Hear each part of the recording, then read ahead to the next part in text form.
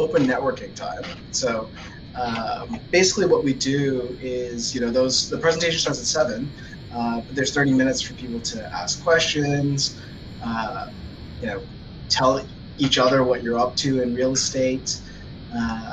Back when we had in-person meetings, this was like one of the best parts. It's a lot tougher over Zoom, obviously. But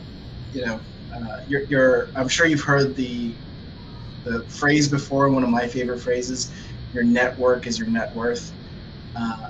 So this is a kind of an open opportunity for people to get to know each other and ask any questions, or if they've got like things they want to talk about, or just get to know others that are into real estate.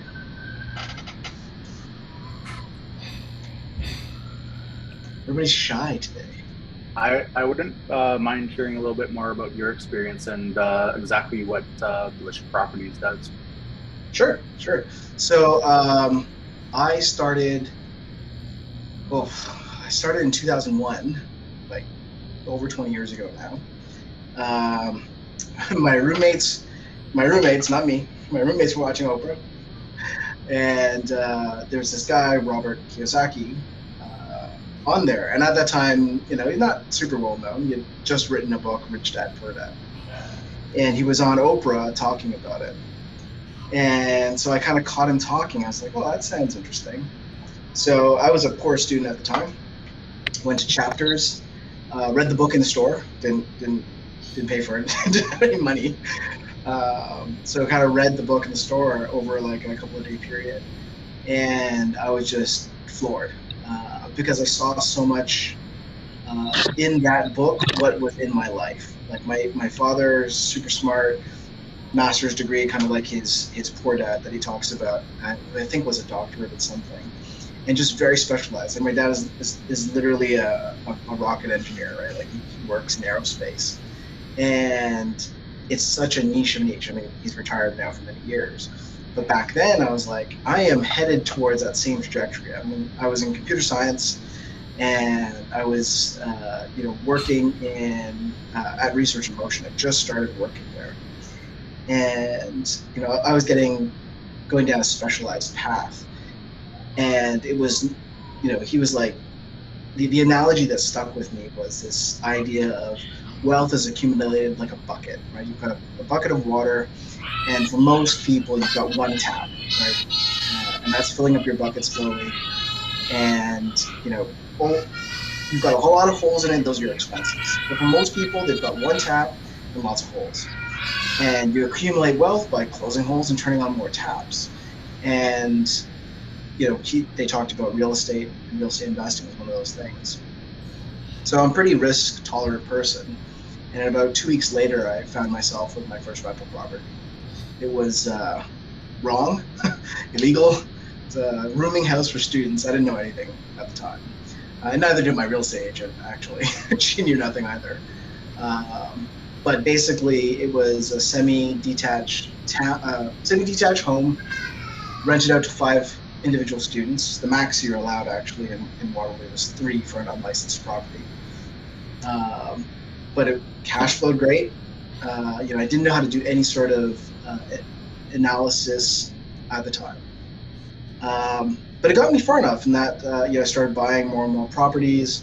I ended up with about 22 doors there over a 5-year period, 4-year period.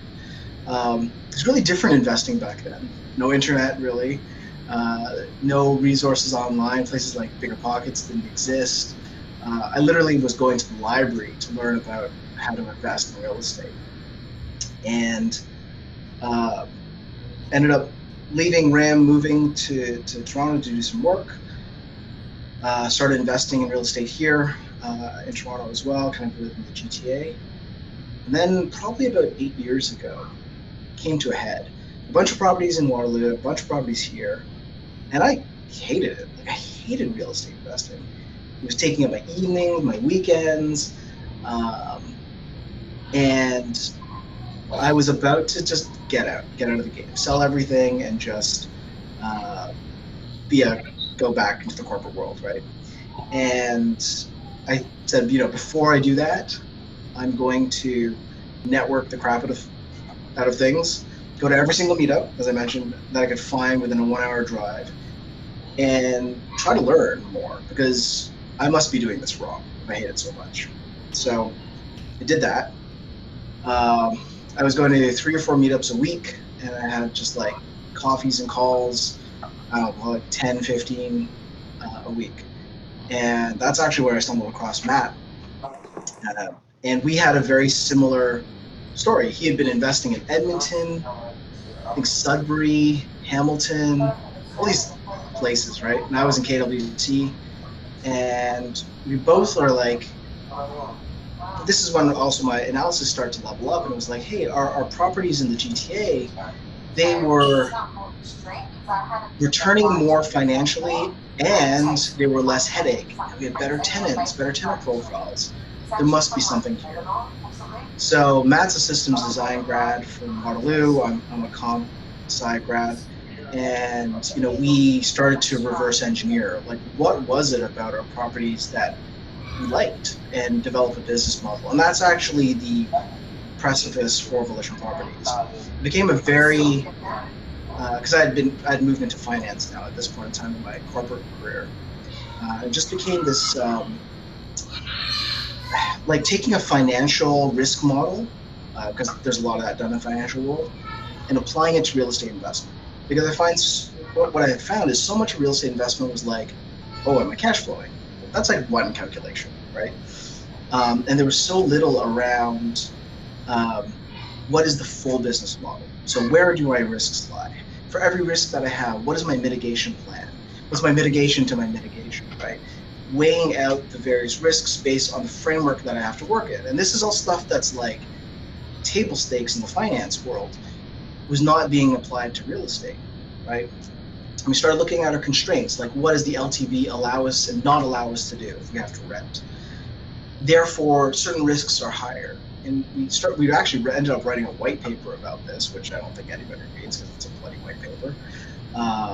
But it was going through like some of those risks and like what are risk mitigation strategies, and ranking risks when it comes to real estate investing in in Ontario.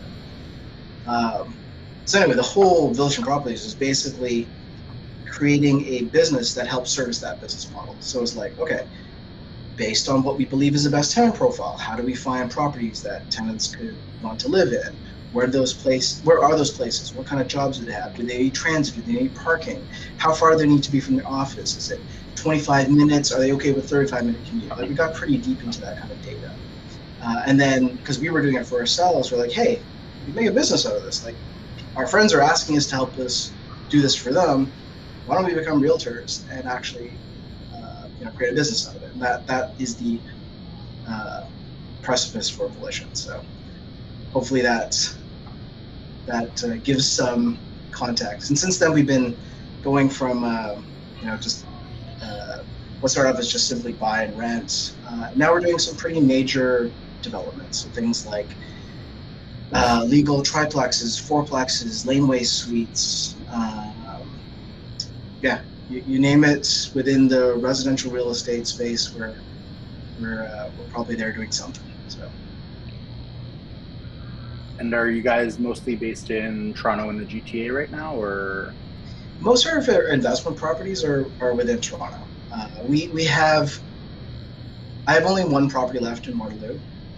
I think Matt is completely out of Edmonton and Hamilton. Sudbury sold last year, the year before. Yeah, I think it's all GTA now, with like maybe one or two small things. And it's primarily specific neighborhoods within Toronto, like Little Italy, pockets within East York, stuff like that. So even calling it GTA is probably too broad. Like, while we do a lot of work, and we'll probably talk about this meetup today, with clients who are buying outside of Toronto. So like a lot of our realty work is outside of Toronto. So like if you're in Markham, you're looking for like a rental basement to help with your mortgage, we do a lot of that. But pure investments, we wouldn't be recommending to somebody to buy a detached single family home with a basement suite in Markham. Like, the numbers don't make sense. So those kind of properties are primarily Toronto-based, triplexes, fourplexes, stuff like that. All right, cool. So, yeah, no problem. I'll open up to the floor. Thanks, Joseph, for your question. I was just talking about myself, real awesome. But this time's kind of meant for everybody. If anybody has any questions about real estate or just wants to know, I don't know, wants to talk to another member who's online today, that's what this time is for.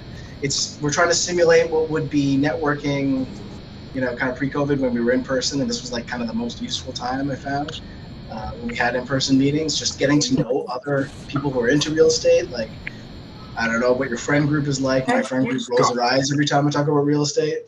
So anyway, people here are usually into it. If anybody's got any questions, happy to try to put together an answer. Recording in progress. Yeah, I'll ask one. Sure. So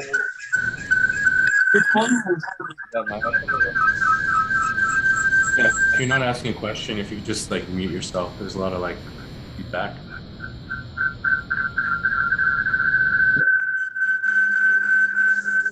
Are we up to?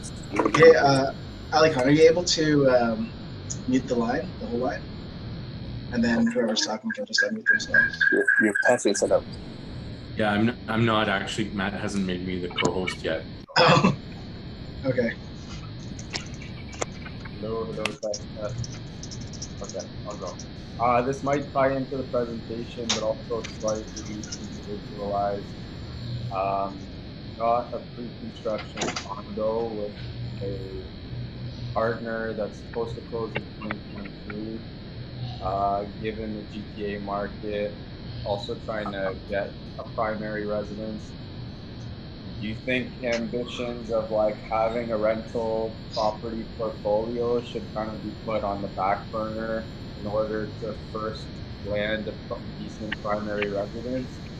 Or do you think those two can be done in tandem?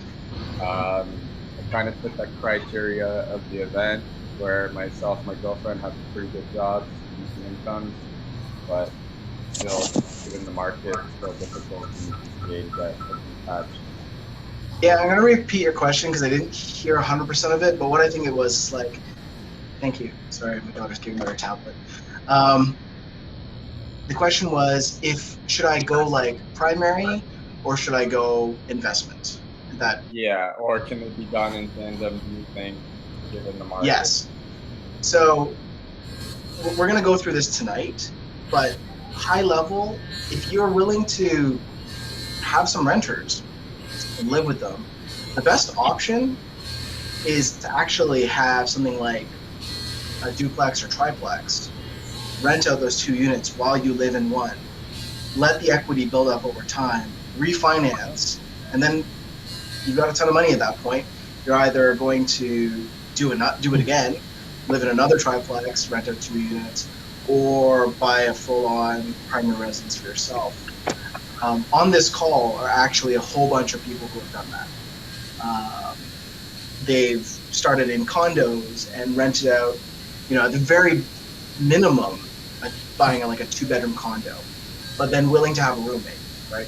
There's some sacrifices. So having a roommate, getting equity built up in that property, having that mortgage helped out, taking that condo, turning it into a multifamily property, buying a triplex, renting out 2 units, refinancing, keeping that triplex, going to buy another one, right? There's definitely ways like, we're not magicians. I wish we were, but we can't turn like nothing's, we can't change the pricing, but what we can do is structure ways, if you're willing to, have tenants or do something else, have other people that you're partnering up with, that you can buy some of these properties. And some of the stuff that we'll talk about here is like how that works mathematically. Like we'll go through the various scenarios of like people buying things, living in various situations, and then the BATNAs, right? Like what are alternatives, our best alternatives to those things, what those look like, and then some of the things to consider, because it's not just simply buying a place and renting out 2 units. agents, or teaming up with your best bud and buying a property. It's a lot more complicated than that. It's likened to financial marriage. If you have any experience in JVs, it can be quite complicated. So we'll touch on that as well. So hopefully that helps give a fleshed out to your. There'll be a full fleshed out answer to your question. The presentation today. Any other questions? You have water, Goose? How come the flow water hasn't come? Hey, sorry, Colin. We can hear you chatting. Oh, I'm sorry. No worries.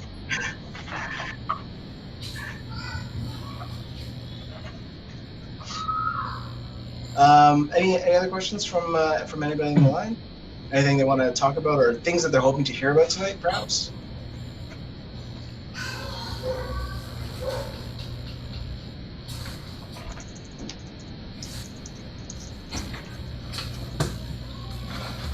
Matt. Hello, everyone. Can you give us access to the bridge? Because we can't mute the line. Wah, wah. Thanks. Okay, so who's host? You are. Who do I make host? Ali Khan. Okay. So, Alikhan, you can make me and Ming co-host now. Awesome. Oh, and Alikhan, can you hit record? I think it is recording. It is? Okay. Thanks. It is now. Okay. Yeah. Okay. Your mic is a little fuzzy. It's actually your line that's causing the fuzz from the call. Oh, sorry.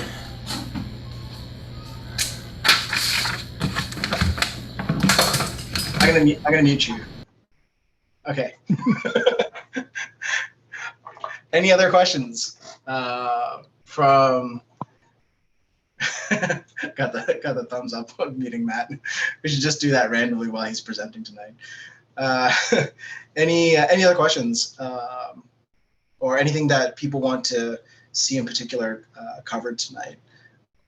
Ming, are you going to touch on the U.S. interest rate raise today that happened, or raising? I'll probably touch on it. So during my kind of market update, okay. It's been really interesting. I got a little deeper into stats, and hopefully I don't bore you guys to death. Like I'm a bit of a math nerd, so like I get pretty excited over the charts, and like I'm actually going to talk about some of the sales to listing ratios, new listing ratios, some of that data, and then on top of that, we've got this rate increase, which is why we're seeing a bunch of these things happening in the market right now. It's why we're seeing a transitioning market, which is actually why we're super excited, because like if you've been investing for any period of time, opportunities to typically investors or people are trying to buy, there's always more demand. And the opportunities to buy where it's in the buyer's favor, there's only been 2008 during the recession, 2017-18 when there was changes in policy, 2020 with COVID. 3 times in the 20 years I've been doing this where there's been any like advantage on the buy side. Now it's not without consequence, right?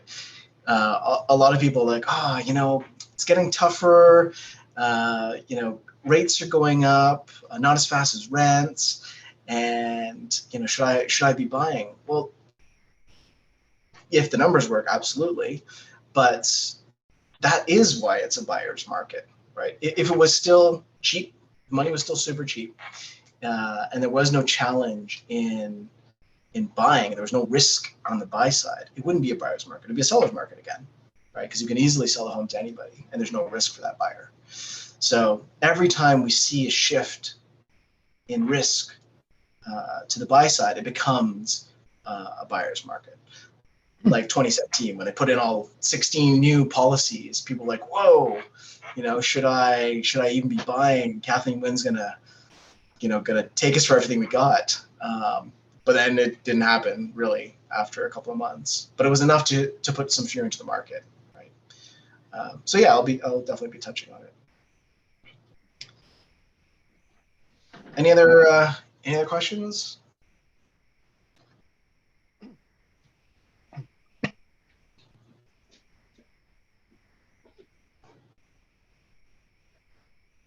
No. Static okay now? Much better. Sorry. I actually thought of another question. Yeah.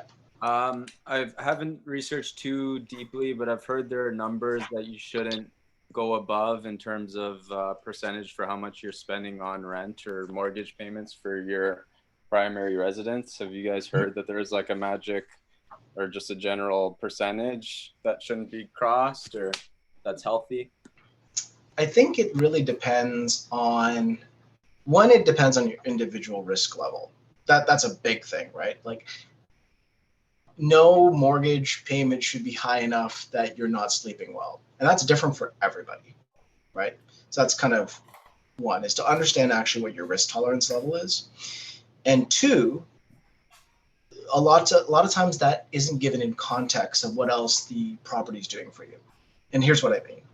If I tell you, oh, I have a $10,000 a month mortgage payment, you're probably like, well, that's crazy. But if I add in, but I'm getting $9,000 in rents, so my actual mortgage payment is $1,000, that's a little different, right? And so it really depends on the context of that percentage. Yes, there's probably numbers you shouldn't be hitting if it's straight up just living in, right? You're buying a condo and you have no intention of doing anything else with the property. It's not going to generate you income in any other way. Then it is simply an expense. It's actually simply a luxury, right? At that point. And I would say any dollar amount there, more than zero, is money towards a luxury, right? So hopefully that answers. Philosophically, a primary residence that's not doing anything other than being a primary residence, for me, has always just been a straight expense. That's also probably why I had tenants for like 15 years, right? Like I've always lived with somebody because I don't know, I'm a cheapy guy, I guess, but I can't get past that. And it's only just like recently because we have a kid that we finally decided, hey, okay, we're not going to live with tenants anymore. So Lucas, let me add on to that a little bit. So sorry for joining late. So this is I'm Matt, and one of the rules of thumb that people use is actually very similar to number one, what banks and lenders do to qualify you for a mortgage, and number two, how landlords are supposed to, if they're sophisticated, run your ratios to see whether you can afford rent at the unit that they're renting out to you. And what those things are is called GDS and TDS ratios. So GDSR, TDSR, depends on who you talk to. But GDS is gross debt service, and TDS is total debt service. Generally speaking, your GDS ratio shouldn't be above 32, and your TDS ratio shouldn't be over 40. Now, I'm not going to sit here and go through all the calculations, but generally speaking, it basically looks at your housing costs, it looks at your net income, and then it takes the housing costs, divide by your monthly income, and if that ratio is more than 32%, that raises some alarm bells.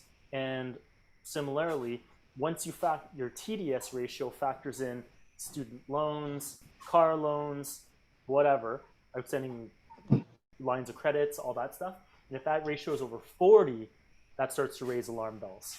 So that is a rule of thumb you can use. It's not a hard and fast rule. It's not like, you don't necessarily have to live and die by that. Because like, if I make $1 million and if I decide to spend a little more in rent, I'm still going to be fine, right? Even if my TDS, my GDS ratios are above the thresholds. So it doesn't work for across the board, but it is just a general kind of rule of thumb. Does that help? Yeah, it does. So I guess TDS ratio is kind of the ratio I was touching on, like the percentage of your income that you're spending on your primary residence living expenses. That's GDS ratio. Sorry, GDS. So TDS and GDS ratios. Yeah.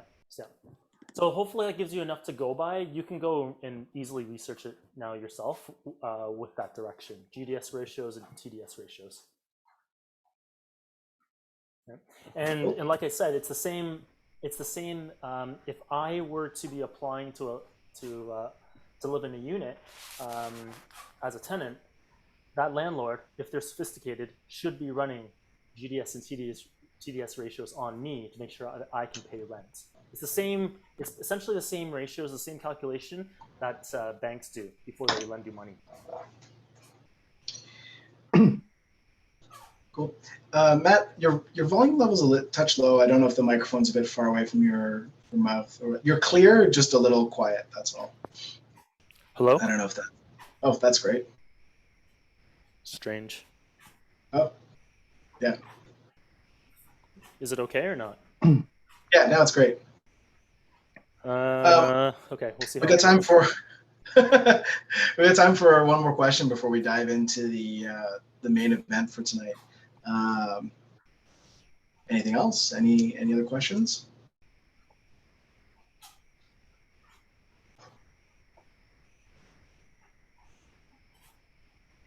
Wow. Everybody's quiet tonight. How's it going, Daniel? Oh, you're on mute. I just see you smiling at me. Yeah, going great here. I got a similar fuzz like you do. I'm always like, should I shave before a meetup? And then I'm like, well, all my pictures have fuzz, so I might as well just leave it. People won't know who I am. But you got the hair. You got the hair now. I just remember the time when you had your hair shaved off. Oh yeah, COVID was like experiments in self-hair cutting, which was like, man, I am not cut out to cut my own hair, nor is my wife. Like, that is beyond her skill level. Well, lucky I have my wife who cuts my hair. So, all right. Hey, I'll let you go. Hey, how are things with the quad? Great. We'll be seeing you soon. So yeah, I saw it pop up in my calendar. Don't out Daniel, but he's built a pretty amazing fourplex, which me and Matt are coming to visit. I think in 2-3 weeks from now or something like that. You'll be the first in terms of visit. Looking forward to it. I've seen this thing when it was a baby. You did? So, actually, absolutely. Right from embryo. Yeah. So yeah, looking forward to seeing it. Yeah. Sorry, I'm playing with my microphone level. Is that better? Oh, there we go. Excellent. Oh, so much better. No, that's it. Okay, I had to mess around with Zoom. Sorry about that. Okay. Cool. All right, I'll let you guys present, man. Thanks. Yeah, You can't. Yeah. Can you hear the treadmill, or am I good? I can't hear the treadmill. It just looks like you're swaying back and forth. It's very bad. Yeah. Like I know you're on a walking desk, but that's sway, not swag. Okay, there's a difference. You know that. Your steps are too even for swag. You gotta... For swagger, I got swagger. All right. 2 more minutes. All right. Quick question from anybody? Let's do it. Quick. Rapid fire. Who wants to know what? Are you going to cover joint ventures? We are going to be talking about joint ventures in an adjacent way. So it is a part of what we're talking about tonight. However, this is not a crash course on joint ventures necessarily. That would be a complete meetup unto itself. But what we're talking about tonight will incorporate joint ventures. Yes. Great, thank you. Oh, 1 more minute. Anybody have a 1-minute question? Is everyone curious to see how Volition is going to solve the housing crisis in Toronto? Yeah. I'm curious to see if Matt maintains his ability to walk while he presents. This is the equivalent of chewing gum and talking and walking at the same time. Can't do it. I'm always reminded. I have a friend of mine. He was on a treadmill talking with somebody, and somebody was using an exercise ball. There's a gym not too far away, and the exercise ball shot out from the person who was doing crunches, went underneath his treadmill, shot him off into the air.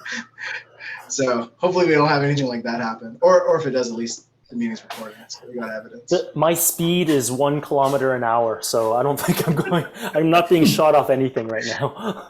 It'll be slow-mo. Okay, you wanna present that? Yeah, sure. Hey, Labo, is that you? I would love to have a meeting on joint ventures. LG exclamation mark, question mark, exclamation mark. Yes. Right. Yeah. That's Cool. you. Okay, let me share my. All right. You guys see this? Yep. Okay. All right. So welcome everyone.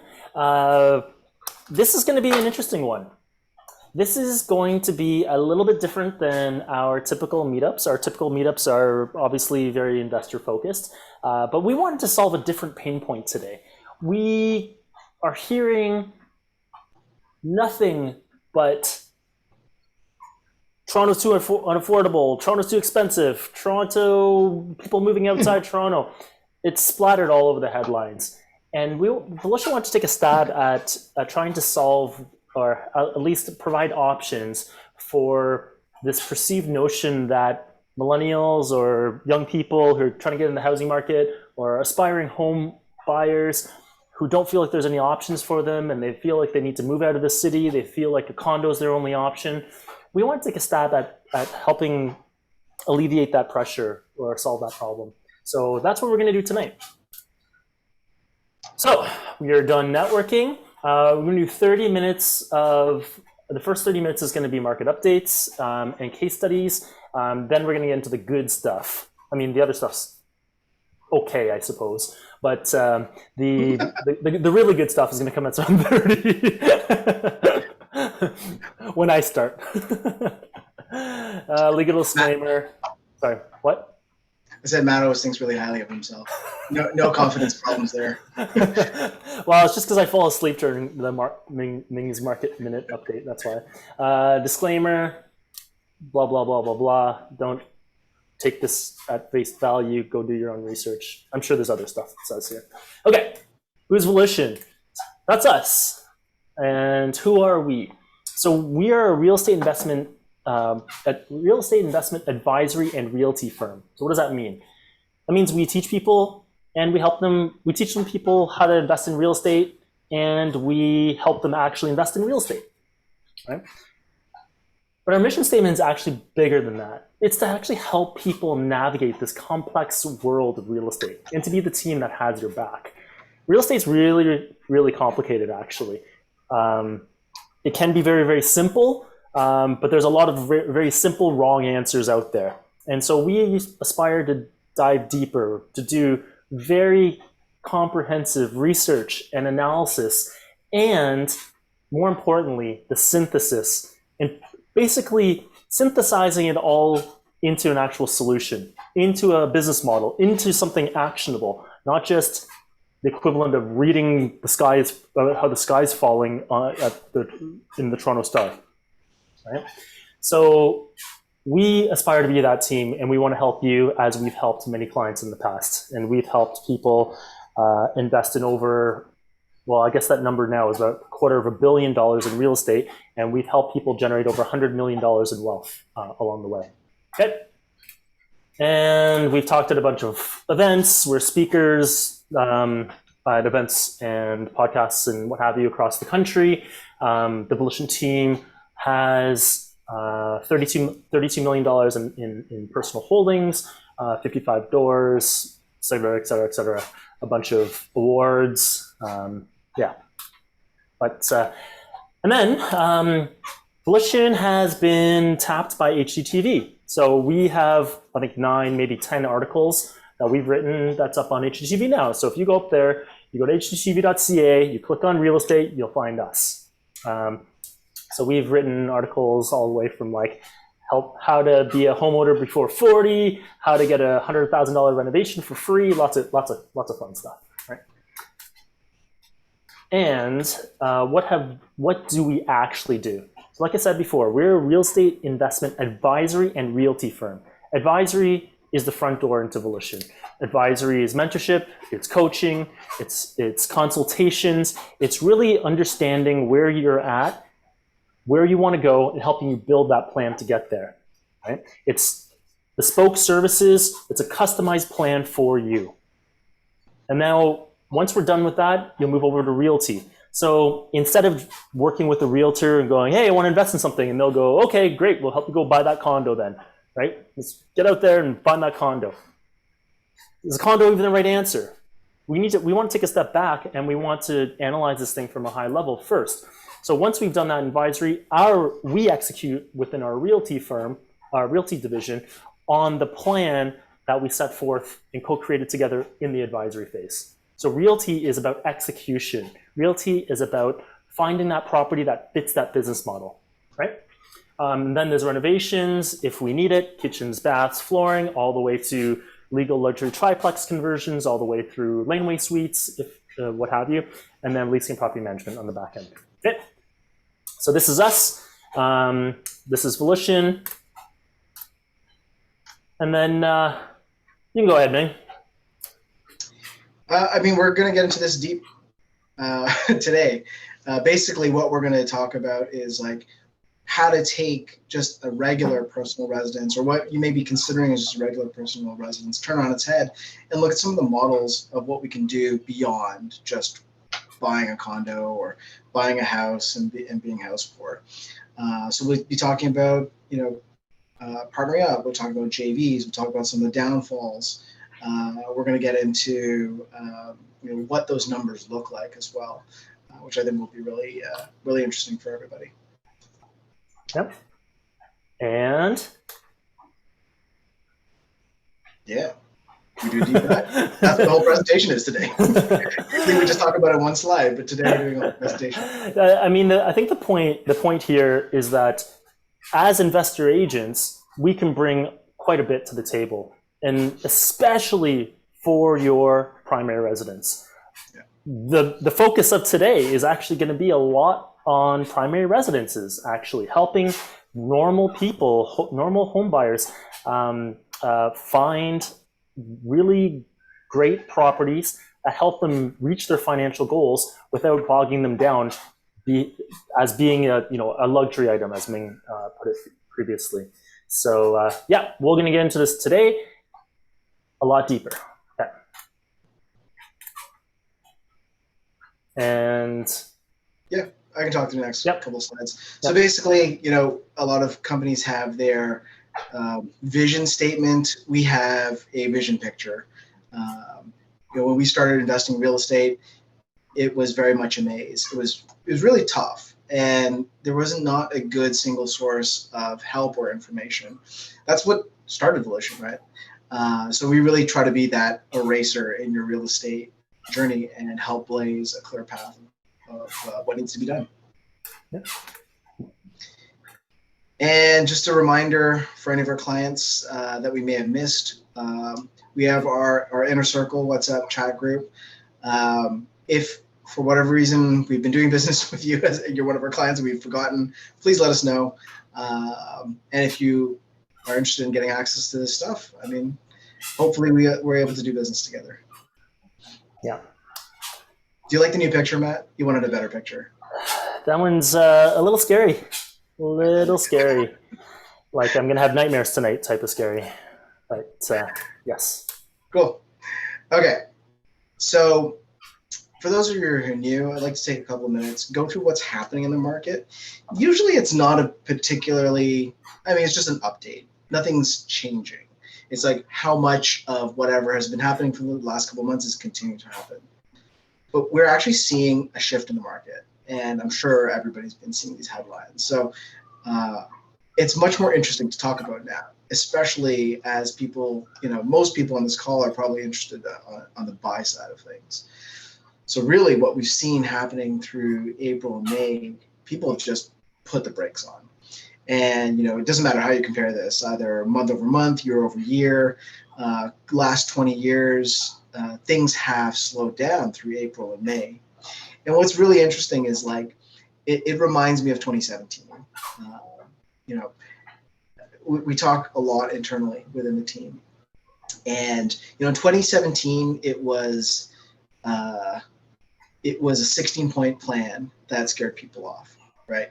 We're going to, tax foreign investors. We're going to do all these things. And people are like, whoa, this is new. I'm going to, whatever I'm doing, I freeze, right?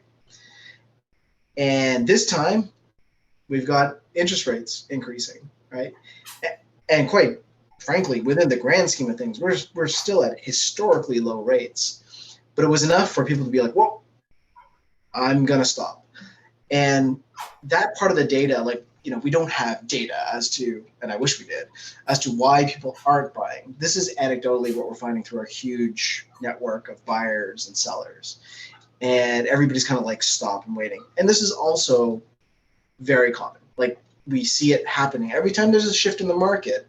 Every time we start going from it being a seller's market, which is 95% of the time, to a buyer's market, there's always this period as we're going through that shift, as we're hitting that cusp, where people just stop. Next slide, please.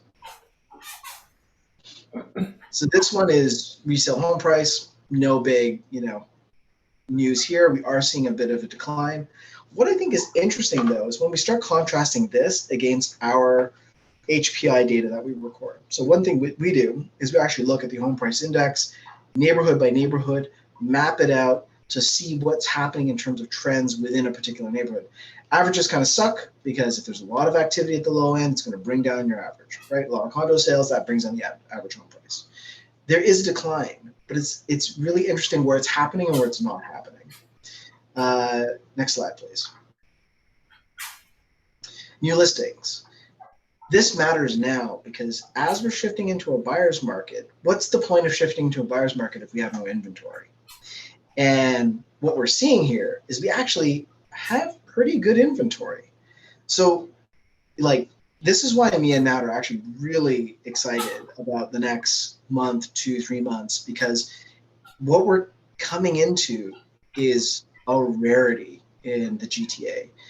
Getting declining prices, getting inventory availability. Just anecdotally, we have in the last short bit, we've been able to put offers with conditions, like condition on financing, condition on inspection. I shouldn't say never. It's been so rare that we've been able to do these things. We've got 120,000 off asking. We've been getting some, there's some people who are caught, right? They have bought another house. They're still trying to sell their property, and they're willing to take some big cuts. And we're seeing some of that now. And at the same time, new inventory is popping up. So it's if they don't take a hit now, they might be stuck with this property later. And they don't want to be chasing the market down either, right? As the market's going down, they don't want to keep repricing and end up at a much worse place as opposed to taking a big hit up front. So this is interesting for us as investors, for us who are looking to get into primary residence. We actually have choice now, which is, I never get to say that. So next slide. I usually don't talk about sales to new listing ratio, but can you hit the thing again? There's a weird animation. There we go. I usually don't talk about sales to new listings ratio because I think it starts to get a little more complicated, but I do like this particular stat because it tends to be a leading indicator. People always asking me, oh, Ming, what do you think is going to happen with the market? Obviously, I have no crystal ball. But the closest thing I have to a crystal ball, and it's a short-term one, is a sales to new listing ratio.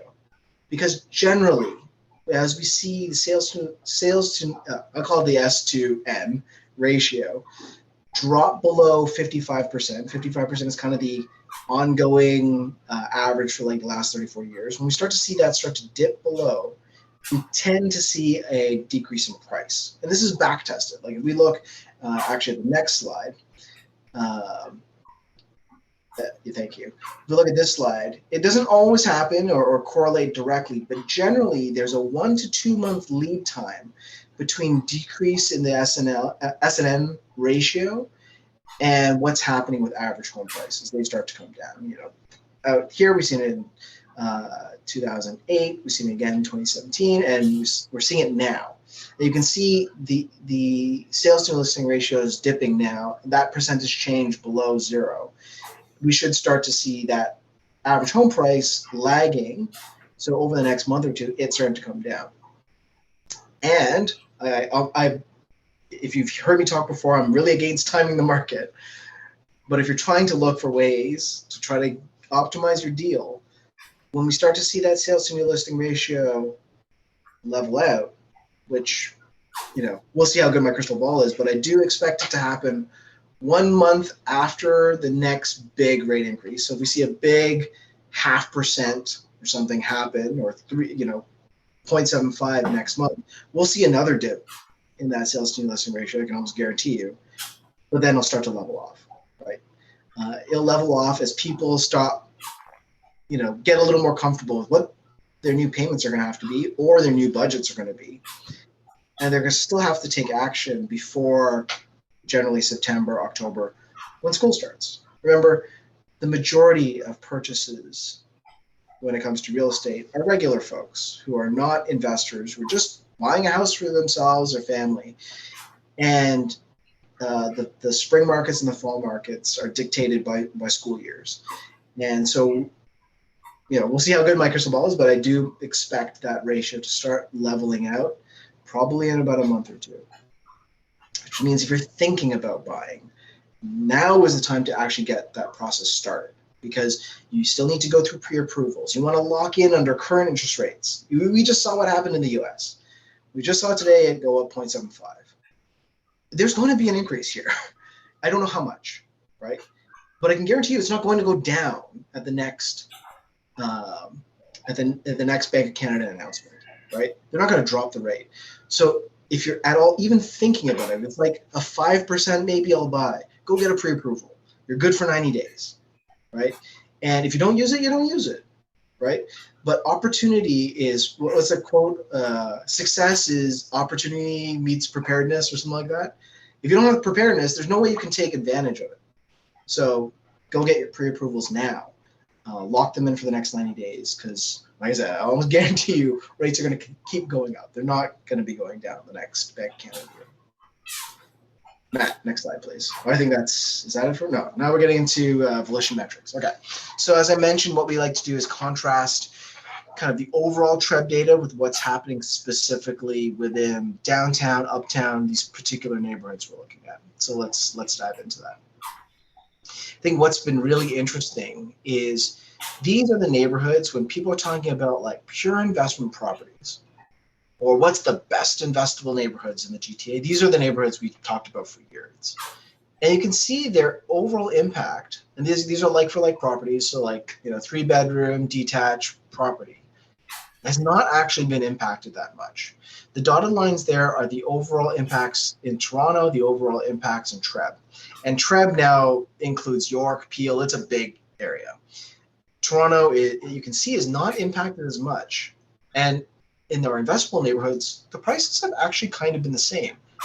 However, there's way less competition now.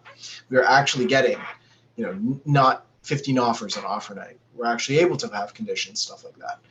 So I do expect this number to level off, though. It's not going to continue trending this way.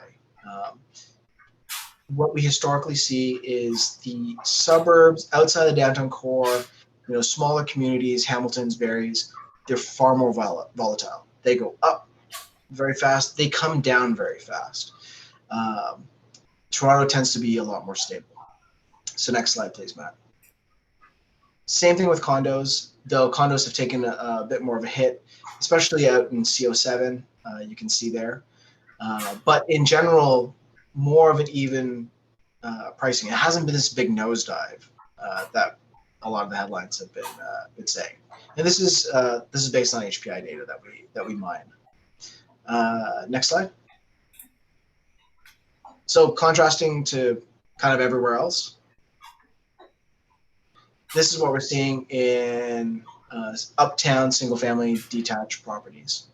So what's very interesting here is if you look at the particular neighborhoods, like C14. So this is not like far away like Aurora's and Newmarkets. This is the north end of Toronto. So Willowdales and stuff like that. They haven't actually been impacted yet, right? I do expect these to start coming down. Where you're seeing some leveling off is like Sauga, which is probably the furthest away town that we map out here. But the tighter you get into the city, the less impact they have been by these pricing changes, right? And that's actually good. That's good for you as an investor. And the reason behind a lot of this is it's the economic core, right? And at the end of the day, the diversity of Toronto's economy is what helps keep the pricing around the center of the city stable. And every time we see fluctuations, this is what we expect, and it's pat ourselves on the back. It's gratifying to see that as we're going through the shift, we're not seeing major shifts happening in the city. It's getting better. Prices are coming down, but they're not massively changing. And then now we're going to throw it over to Chris on our team. He's like the leasing master and has been involved in a lot of rentals that have been happening. He's going to give us a quick snapshot of what you've seen over the last month or so. It's been really interesting. I won't steal your thunder, Chris. So over to you. Yeah, thanks, Ming. And yeah, great to see so many of you on the call this evening. Yeah, just wanted to give you a quick update on sort of what's going on in the rental market. And just on the screen here, I just pulled this from the TREB recent data for Q1 of this year. And as you can see, just very broadly, like all the prices for like 1 bedrooms from bachelor to 3 bedrooms have increased since last year, year over year, quite substantially. And, many factors kind of involved with sort of this trend. I mean, obviously with the pandemic, a lot of people exited the core, work from home, leaving to kind of go for cheaper rent, maybe move home. So a lot of that happened. But now just with things sort of getting better with the pandemic, a lot more people are looking to move back. I know a couple of my friends who work for some of the big banks, they're expected to be back in the office in the fall or even this summer. So a lot more demand returning to the downtown core for condos. I had a lease last week. We had 2 or 3 offers from university students looking to rent again in the downtown core. So just anecdotally, we are getting a lot more people returning to the core, and that's driving up the pricing. I mean, this is only from Q1, and I do expect Q2 the results when they are released to be actually substantially healthier and higher as well in the next in Q2. So just kind of falling on the same vein, immigration's returning. The federal government, I believe, sometime last year mentioned that they do want to return the immigration that we've lost in the last 2 years due to the pandemic. So a lot more immigration coming back to the downtown core, along with the university students, international students, office workers, local population that are just returning back to the core. So you got a kind of like a perfect storm of reasons for rents to be rising. And layering on top of what Ming said about interest rates, a lot more interest rates increase, going to put the home ownership a lot further out of reach for a lot of first-time home buyers. So that's going to create more demand for people to go back to the rental market. So again, a lot of these factors contributing to the substantial increases from last year to current. And even another piece that you can notice is the listings from last year. So basically last year there was 42.6% more listings than this year. So more inventory last year, probably contributing to lower prices, less inventory this year, contributing to higher price growth in the rental market. All right, next slide. Okay. And just for some of our current investors who have properties in these 2 neighborhoods. So WO2, Dover Court, Wallace Emerson is one of our very typical neighborhoods we would help our clients invest in terms of multifamily, duplexes, triplexes. So I just wanted to show an example of just the real numbers. And just for example, you can see here that based from last year to this year, the price growth for one bedroom units was about 13.5%. And then in the East End, in the Leslieville area, EO1, price growth was about 12.25%. So, very similar growth, all trending up in the right direction. But I just wanted to show some real numbers for those of our clients who actually have units in these two very popular neighborhoods. Next slide, please. And then just to contrast that to the rental market for condos, we do have here year over year for one bedroom condo, about 18% increase since last year. And just to kind of throw out a comparison, pre-pandemic, the highest Q3 2019 for one bedroom was 2250. So you can see that we're actually quite close to the pre-pandemic level for a one bedroom condo downtown. And for a two bedroom, I didn't post it here, but it's around 2,600 now. And the pre-pandemic was around 2,900. So it's, again, the gap is quite small now compared to the pre-pandemic levels. So you can sort of see that we're almost back to basically pre-pandemic levels for rental prices. Next slide. And I just wanted to actually share with everyone today about some of the recent examples we've had. So we actually had a one bedroom condo last week at Bain College. Nothing special about this condo. Pretty, just, 600 square foot, small balcony, I think south facing, nothing special about it. We actually had literally 14 showings in one day. Like, it was listed 14 showings next day. We had 5 offers on a lease, and then we actually got 2,300. So it was about $100 over list price. So just to kind of show you just how crazy the leasing market is and the demand for some of the condos downtown right now. And just to compare, we actually leased this unit last year in June for $1,800 for a one bedroom. Now we got $500 more in a year on a one bedroom condo. Again, nothing special, 600 square foot, small balcony. And we got, young professional couple. Next, please. And just to contrast with the multifamily, so we had a 3-bedroom, 1.5 bath unit. As you can see, very nicely furnished. One of our clients, Bloor and Dufferin area. It was on the market for about 5 days. We had about 15 showings in 5 days. And we actually got it leased out for $3,695, so just under $3,700. And then the tenant pays utilities. So pre-pandemic, we got, I think, $200 less, but with utilities inclusive. So the utilities probably end up about $250. So probably about delta $450, $500 more in rent, basically a year later for like a larger unit. Next slide. And just another example that I wanted to share with everyone tonight. Nicely furnished or nicely updated 1-bedroom, 1-bath unit in Trinity Bellwoods.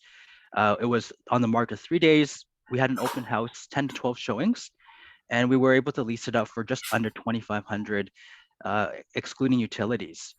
And again, really great tenant profiles, higher rents than before. So again, I just wanted to actually share some real life examples of sort of based on TREB numbers compared to what we're actually seeing on the ground.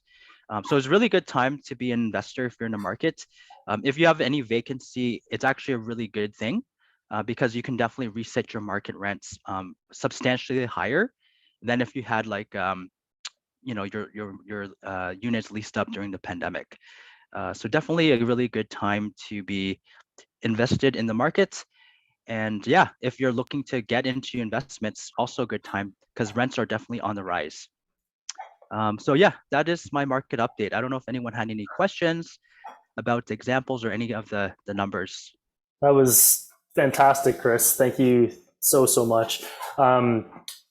just to add on to this, if you remember what we presented last month, actually I don't even remember what we presented last month. It was wait a minute, it was like something around does it still make sense to invest in Toronto or something of the sort. And the premise there was higher prices, rising interest rates, negative cash flow. So what we used to do, the same property over the course of several months leading up until that meetup, it was really damn hard to find cash flow positive properties because prices had gone from 135 to 14 to 145 to 15. And interest rates went from, 2% to 2.5%, 2 2.75. What that did is it took our cash flow positive business model, cash flow positive roughly $500 for a $1.5 million triplex. It went from cash flow positive to cash flow negative in just a short period of time. And everyone's freaking out, obviously, right? No one wants negative cash flow. Totally get it. And what we were showing was, yeah, it's a tiny bit of negative cash flow, but the big thing is that rents were on the rise. We didn't have these data points quite yet. All we had was some other quick anecdotes, but we were observing rents on the rise already. So now we have actual data points to show that negative cash flow is only going to be temporary if you happen to be buying. But right now, Ming just helped a client last week find something that was over $100,000 under ask. Which hasn't happened for a very, very long time. And what that led to was positive cash flow again, right? So we're already back into that territory, and rents are on the rise as well. So if you invest and you invest smartly and you invest as per the Volition business model, you're going to be good. You're going to be solid. You're going to be fine, right? And actually, at the same time, what we're actually noticing, so what we're doing. One of the things Ming's busy with right now is that we have a ton of listings. Why? The smart money is saying for people who have condos, maybe they bought a condo, maybe they owned it for a few years, maybe they built some equity in it, maybe it was pre-construction, who knows, right? The point is they have a condo now, they built some equity. That property is the key to stepping up into bigger and better stuff. So we're helping people list their condos now. And I know most people are going to be like, whoa. I don't want to be selling into a soft market. But think about the bigger picture. The bigger picture for these people who are stepping up in something bigger is that they're selling a $600,000 or $700,000 condo. Yes, they might be, not making their top dollar. Maybe it's off by 30, 35, 40 grand, something like that. But they're also buying a much bigger asset into a softer market as well, right? So people, the smart money right now is using this opportunity to upgrade from smaller assets, smaller houses, smaller condos to solid triplexes owning land in downtown Toronto. And we've got, 3 condos either online or coming online in like the next week or something like that. So anyway. Yeah, they're all smart investors. So they're all doing the same thing. Yeah. So if that's something you want to talk about a bit further, let us know. Okay. Cool. All right. So is it my time to shine now? Yeah, the interesting part. Yeah, the interesting part. First of all, hold on. I just want to shoot. Oh, you aren't supposed to fall off your treadmill until later.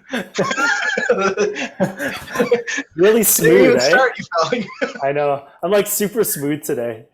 No, I wanted to ask, is there any questions before any feedback from the crowd? Any questions for Ming or Chris? One thing I'll preface is a lot of our models that we're going to show tonight are Toronto-based. That doesn't mean they don't apply elsewhere. We actually just closed a property today out in Markham. To get a fantastic price on it. It hits all our fundamentals as well.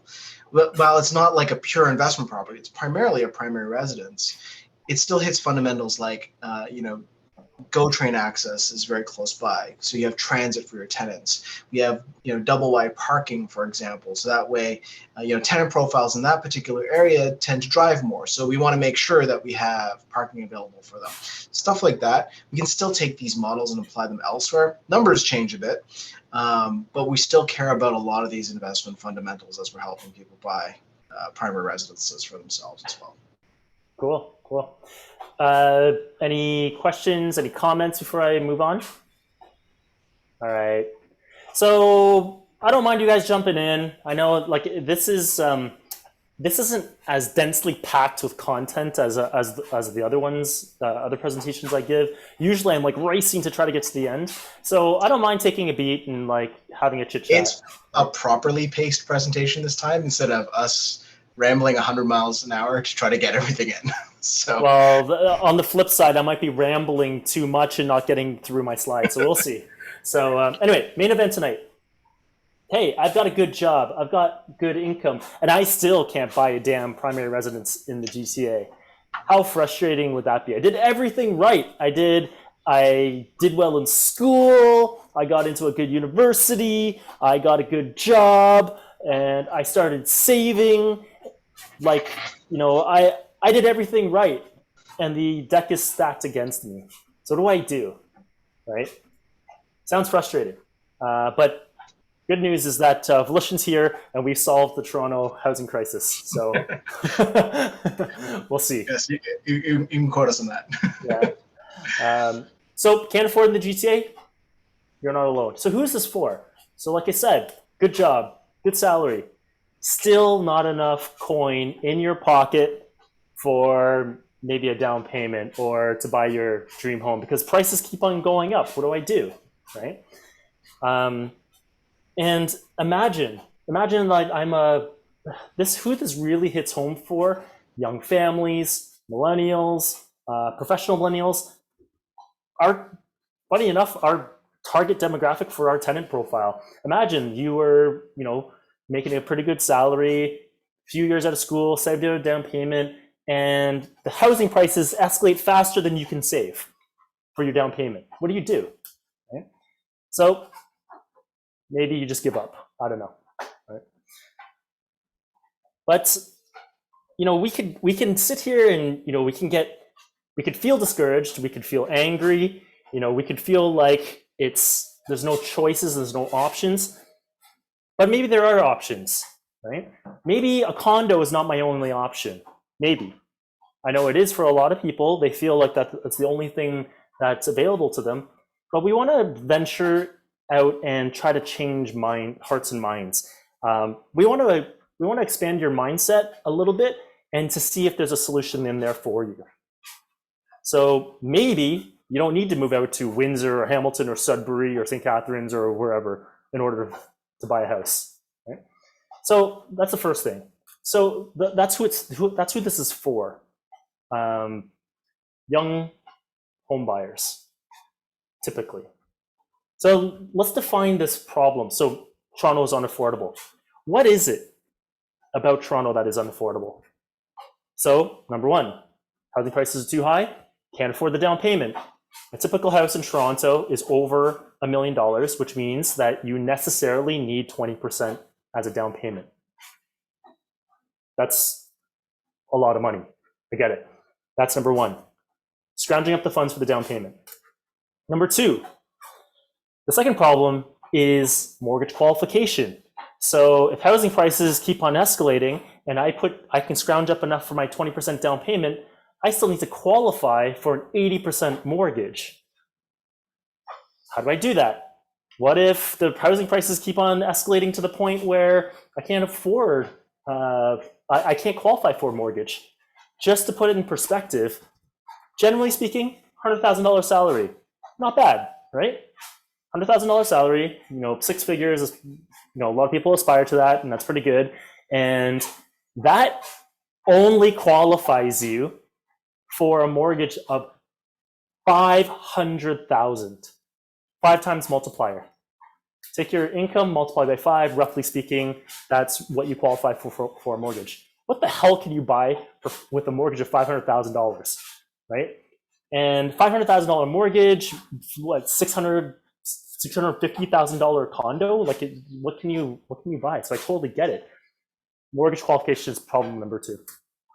And then number 3, with regards to the problem of affordability, it's the carrying costs. So once I can actually scrounge up enough down payment, once I can qualify for that mortgage, how do I hold this thing on a monthly basis? I've got my mortgage, I got my property tax, I got my insurance, I got my hydro, I got all that stuff, right? How do you afford it on an ongoing basis? Really tough, right? So when we say that Toronto is unaffordable, I want it to be very crystal clear on where the problems were. These are the 3 problems. So what do solutions actually entail then? Solutions entail sacrifice. Right off the bat, that is the biggest thing. You don't get something for nothing. So prices are high. Trying to qualify for a mortgage is tough. Trying to save for a down payment and the carry cost. What do? It's about sacrifice. It's about, because you don't get something for nothing. So then what is that sacrifice? That sacrifice, we'll get into what those things mean, but it could mean right off the bat, you're not going to be buying your dream home. It could mean that right off the bat, you're not going to own the entire home yourself. It could mean that even if I own the entire house myself, I don't occupy all spaces of the home myself, right? Because remember what Ming said just 30 minutes ago before this meetup started, 40 minutes ago. He said, your primary residence is actually, so most people think it's your biggest asset. It is, obviously. It's your biggest asset, but it's also your biggest liability. It's also your biggest liability. It is a huge luxury item. It's a huge, huge, huge luxury item. So the trick then in using our investor mindset is taking something that is a liability and a luxury item and turning it into something that can generate some income for you, so it can be productive for you, right? So that's the mindset we want to go into tonight with. Right? So I won't get into any of the solutions quite yet. Those are going to come down the pipe. So I'll just take a beat here. Were there any questions? I see something in the chat, but I can't really see it. Someone want to read off to me? Just Daniel saying that it's kind of a choice between being house poor, or house rich. Okay. Right? Yeah. House poor, house rich. Well, you're making a choice, right? Like you can be house poor, or you can be house rich. It depends on how what kind of money's coming out of that house, right? Oh yes, yeah, exactly. Okay, so here's some profiles of our pained home buyers. These people are in the throes of despair. So who are these people who are in despair? So dramatic. Okay, let's start off with a single party, a single entity. This could be a family. This could be a couple. This could be an individual too, right? And here's a nice looking family here. The Jetsons, or whatever you want to call them. These guys, a solution for them may be the Volition, what Volition is calling the primary residence plus, right? So we'll get into that a little bit more. Number 2, the second one is when there's 2 parties, 2 separate entities. That could be 2 friends. That could be a couple and a friend. An answer for these guys may be what Volition is calling the Volition co-ownership model. And if there are 3 parties involved, like for example 3 friends, the solution for them, again, Volition co-ownership. And if there's 2 couples, if we have 2 couples who want to come together, they could also purchase together and under the Volition co-ownership model. Okay, so these are the profiles we're going to go through tonight. Any questions? Okay.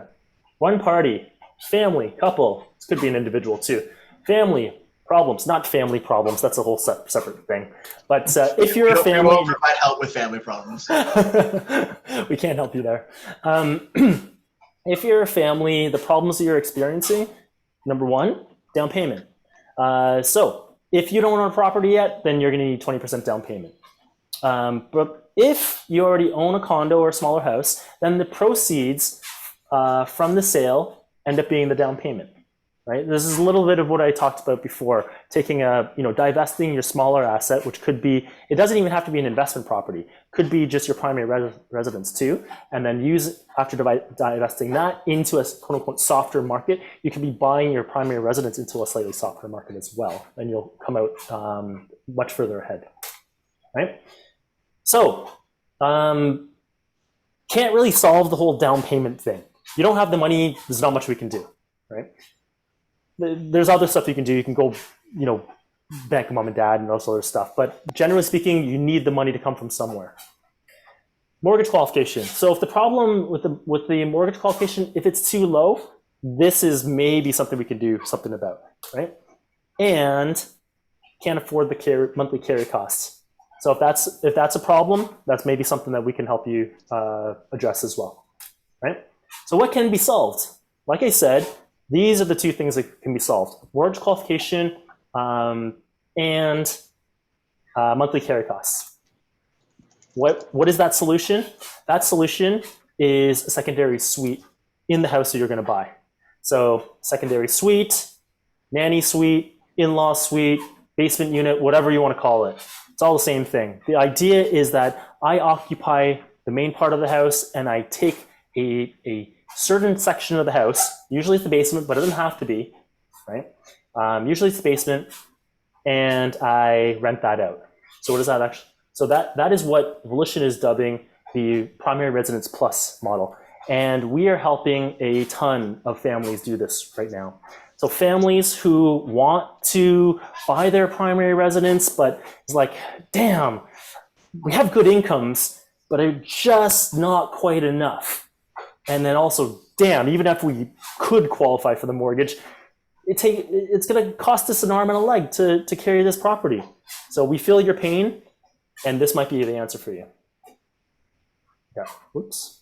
So let's do a little deeper dive now. So your main option for most people, this is what's going to happen, right? So they're going to find a single family home for, call it 1.4 million, down payment, closing costs $333,000. Mortgage, 1.12 million. Household income required for that mortgage, 224,000. 224,000 household income in order to qualify for this mortgage, right? And then the next one is your carry costs. So your carry costs, this is based on property tax, this is insurance, hydro, gas, water, as well as I put a 10% maintenance repair in here. So that we can sort of compare apples to apples against various things, right? $6,400 a month. $6,400 a month. That's not a lot. It is a lot, right? So this is what a lot of people are going to do. If they happen to have 20% down payment and they want to go buy a house, this is what it's going to cost them to hold the house. This is at 3% interest. If this interest rates continue to go up, this is going to even impact them even further, right? Now, let's see what the upgraded option might be. Single family with a secondary suite. So if that secondary suite could generate $1,600 of rental income, imagine that it costs a little bit more. In this case, I called it $100,000. It's probably a little more than $100,000, to be honest, probably like $150 or $200, but the point is that there's a small differential, but there's a differential between a single family home and one that has a unit already separated out. So your down payment is a little bit more, obviously, right? Mortgage qualification is a bit higher. So the mortgage and the mortgage qualification are both higher. But here's the kicker. Look at this. After factoring in rental income, that actually boosts your mortgage qualification by about $200,000. So let me repeat that. This rental income done right, legal secondary suite, and the lender accepts it, they can do, I won't get into all the technical terms, they can do either an add back or a rental offset. And if you're working with a good mortgage broker, they don't have to use add back, they can use rental offset, and rental offset allows them to use a lot more income to the tune of boosting your mortgage qualification by $200,000. So the mortgage I had to qualify for here, which is 1.2 million, I actually only need to qualify for $1 million. And that's why 5 times multiplier, $200,000 income now. That's less than the cheaper property, actually. The cheaper property is 1.4, required higher income, but they're obviously slightly higher down payment. And this is because of the rental income, right? So your carry costs are higher, but your net carry costs after the rental income is a lot less, right? Still $5,000 plus, but it is less. It might be now entering the realm of palatable, let's just say. And let's just compare this versus a default option.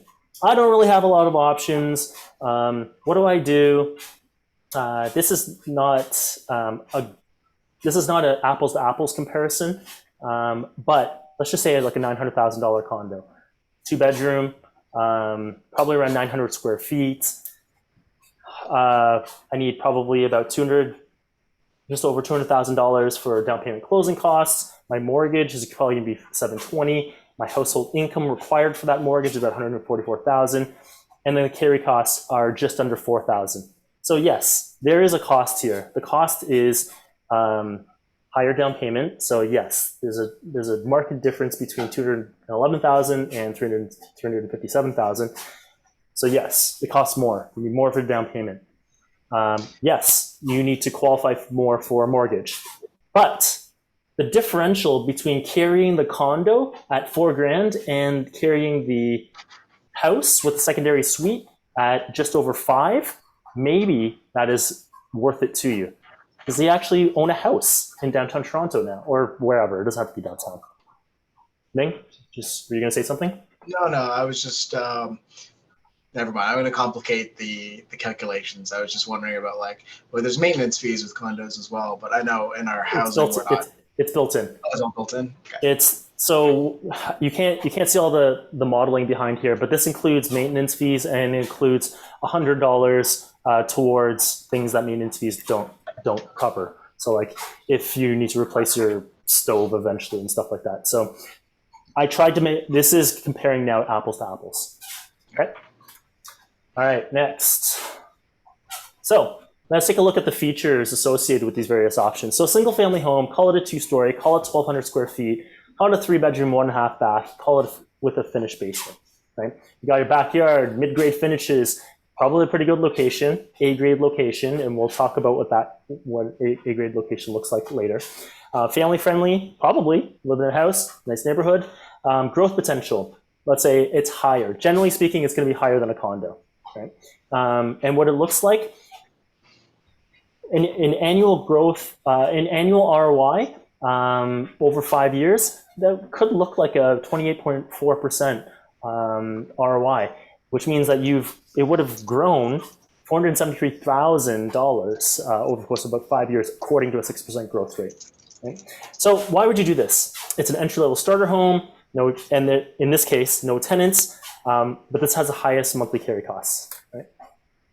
Versus now our upgraded option. Our upgraded option, again, probably similar, 2-story, similar type home. The difference is separate out the basement, make that into a 1-bedroom, 1-bath, and rent that out, right? So for all intents and purposes, these houses are quite similar. Same, backyard, mid-grade finishes, same location, family friendly, and all the rest of this is the same. But the rental income reduces the carry costs, but you need a little more down payment. And then let's compare that to a condo now. So I use the acronym BAT now. It's a corporate term, best alternative, something, right? So basically, what's your best alternative? Usually, for most people, if I'm a young millennial, a young family, whatever, usually it's condo, right? So let's look at the condo. It's 900 square feet, probably 2-bedroom, 2-bath, no backyard, obviously, probably, at 900, probably a little more on the premium side for a condo. Probably a location, because that's where condos are usually located, in great locations. Family friendly, probably not. It's a condo. Growth potential, probably lower than a house, lower than freehold. Generally speaking, a differential, the long-term trending differential between houses and condos is about 3%. So I use 3%. The reality is condos are actually 7% and houses are at 10%. But I didn't want to model it that high. I want to model it a little more conservatively. Right? So at 3% over the course of 5 years, your condo would have grown in value by 143,000. So who's it suitable for? Suitable for a couple, right? Harder for a family with kids. But the difference is you own it outright. You're not like sharing ownership or anything like that. And you don't have tenants to deal with, but it has lower growth potential. Okay. So what can you actually find then for, like, what does this one of these single families with secondary suites look like and where? So what is an A-class location? I'll show you a map a little bit later, but as an example, this guy right here, this is one at Bloor and Dufferin, and pretty nice, right? Pretty nice place. I'd live there, right? This is a single family home with a basement suite. So you can see, the first couple of pictures are the upper unit, and that's where probably the family would live, or the couple or whatever, and with a basement unit, basement tenant. And pretty nice place too, in the basement. That make sense? Cool. Here's the map.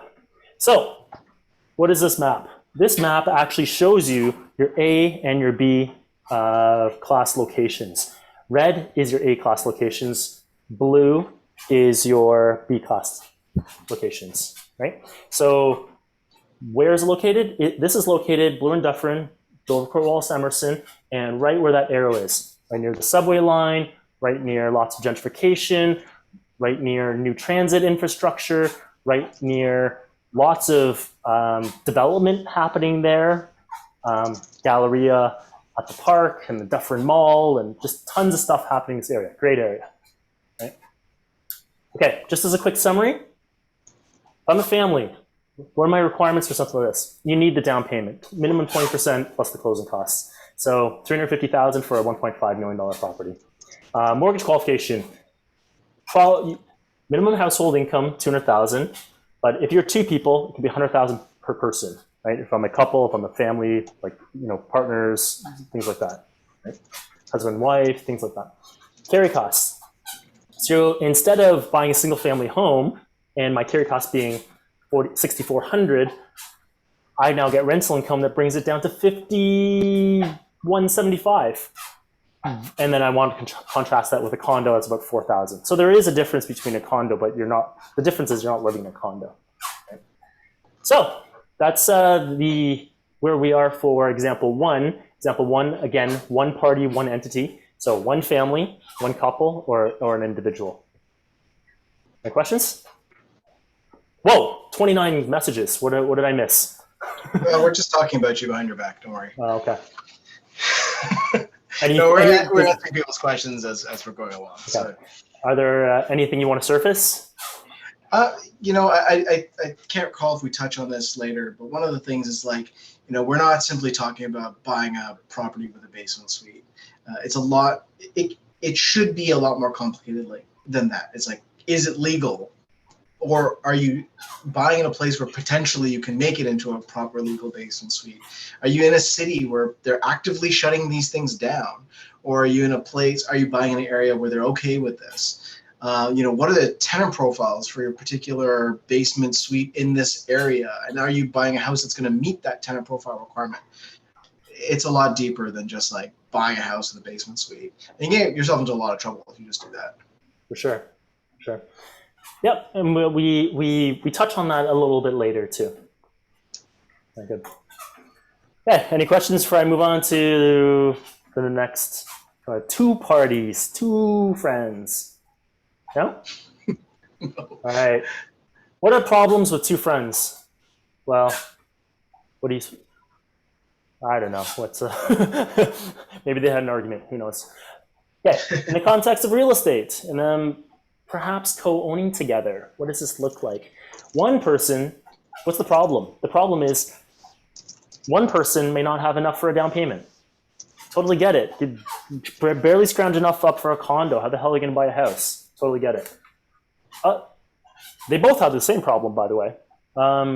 Same thing, mortgage qualification. One person's mortgage qualification is too low. So they can't possibly buy a house. What do you do? And one person can't possibly carry the cost for an entire house themselves. Totally get it. What do you do? What you do? This one, for the down payment, we can solve, right? A single entity, not much you can do. You have to be a little more creative, work out some deal with bank and mom and dad, pull equity from, you have to do something else, right? Here, two people can combine their down payment, increase their purchasing power. They can also combine their mortgage qualification ability. And what you'll find is that these carry costs are similar to a condo. Last time, when it was a single entity, single party, like a family, the carry costs were a little bit higher than a condo. That's what we demonstrated, right? What we're gonna find here is that it will be similar to a condo if they were buy a condo by themselves. Let's take a look. All right. So your main kind of default option for two people. There's a lot of options, by the way. I'm just selecting one. And this one that I'm just selecting is a $1.2 million entry-level bungalow duplex. So this is a bungalow. It's got an upper unit, it's got a lower unit. And what we are gonna do is we're gonna stick one friend in one unit and one friend in the other unit, right? There's lots of variations to this. I totally get it. I can't go into every variation. One of those variations might be, hey, a single family and they become roommates. But we wanted to use a little bit of our investor knowledge to go beyond what typical solutions might look like. A typical solution for co-ownership, yes. 2 friends, 5 friends, 7 friends come together and buy a house and all be roommates. Okay, sure. I mean, at a certain point in time, you're like, well, I'm a grown-up now. I'm kind of done with sharing all that stuff. Maybe. Who knows, right? But we wanted to focus in on people who felt like they weren't sacrificing too much with their living circumstances vis-a-vis a condo, right? So $1.2 million duplex, bungalow. So down payment closing costs per person. What you require here, $142,000. Mortgage, you need a $960,000 mortgage. So the income required per person to qualify for this is $96,000 each, just under $100,000, right? How this works is assuming you don't have any other significant debts, don't have any other real estate, don't have student loan, don't have car loan, don't have lines of credits outstanding, don't have credit card debt, that kind of stuff. Assuming that, it's very easy and very straight. It's just like 5 times multiplier, and usually it's a touch higher, but generally 5 times multiplier. Okay, so that's how we got 96,000.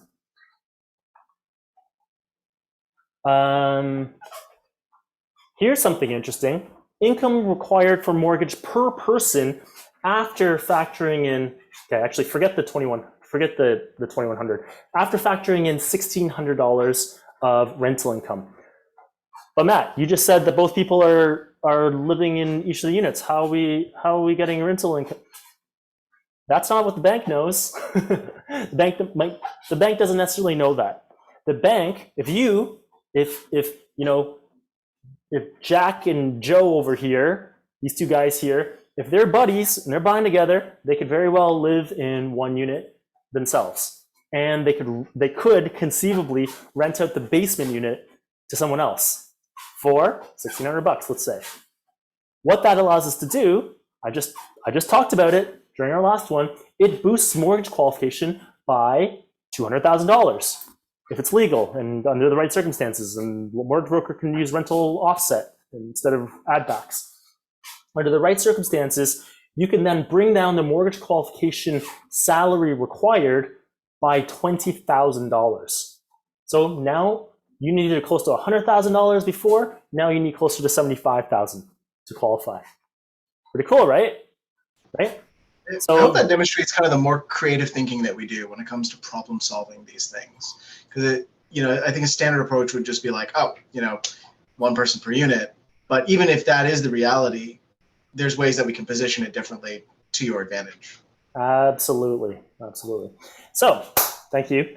Now, the next thing is the carry cost per person. So you're not actually getting any rental income. So, when it's $2,700, just under $2,800 per person, that's the real cost to you, roughly $2,800. You actually aren't getting rental income. The rental income kind of concept helped with the mortgage qualification, but you guys are actually going to move into the different units yourself, right? All right, so that is option one. Option two, upgrade option. So I highlight the one in yellow because I feel like that's what most people are going to do. That said, if you have the wherewithal, you have the funds, you have the mortgage qualification, there are other options. And one of those options is, hey, let's go buy a better property, better location, all this other stuff, right? So this could be an entry-level triplex now, an entry-level triplex for 1.5 million. It's funny when I say entry level at 1.5 million. That's the reality, right? So down payment and closing costs per person, it jumps from 142,000 to 179,000 now. So it's a little bit more. Mortgage qualification is more. The income required per person is more. You need 120,000 per person. However, now let's use that same concept. Let's say Jack and Joe decide to live in one unit themselves and they rent out the other two. That now, what I basically did was I said, okay, if one unit would allow you to $1,600 roughly, allows you to boost mortgage qualification by 200,000, I just multiplied that by 2. I said 2 units. The reality is it might be a little bit different because rent is going to be different on a per unit basis. But anyway, that's just a kind of quick rule of thumb that I did to reduce mortgage qualification. Now you can reduce mortgage qualification $20,000 per person down from 120 down to 100, or possibly all the way down to 80,000 per person. So big difference, right? Carry cost per person is just under 3,400, but you're getting rental income from one unit, which reduces your carry cost to about 2,600. So these two options from a carry cost perspective are very similar now. The down payment, as well, the mortgage qualification could be quite similar as well, but the down payment requirement might be a little bit higher. Cool, does that make sense? All right, so I'm gonna assume no feedback is good. Good feedback. Okay, let's contrast this with their BATNA, right? Their best alternative. Their best alternative is to buy a 1-bedroom condo each, about 600,000. Down payment and closing costs will be about 138,000. You need a $480,000 mortgage. You still need an income. Like Jack would need an income of about 100,000, and Joe needs an income of about 100,000. And then your carry costs. Your carry costs, 2,700. Your carry costs are very, very similar. But imagine, instead of living in a condo, you could be living in a house and owning a house, right?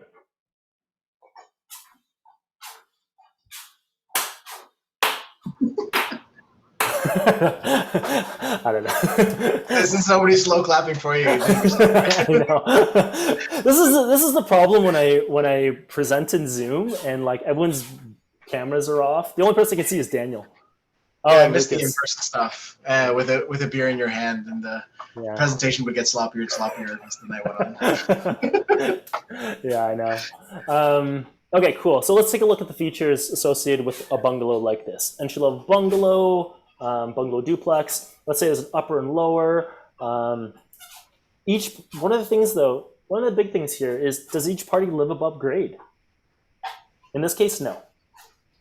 In this case, no. One person has to live below grade. What does this mean? It means that one person has a suboptimal kind of living experience and one has a more optimal living experience. Is that fair? Like, what do you do? And that's part of what we'll get to later. We'll touch on it, but there's ways to sort of equalize that as well and make it equitable. So it can be equal, but it's going to be equitable. Okay. Backyard, yeah, it's going to have a backyard. Finishes, probably entry-level type condo.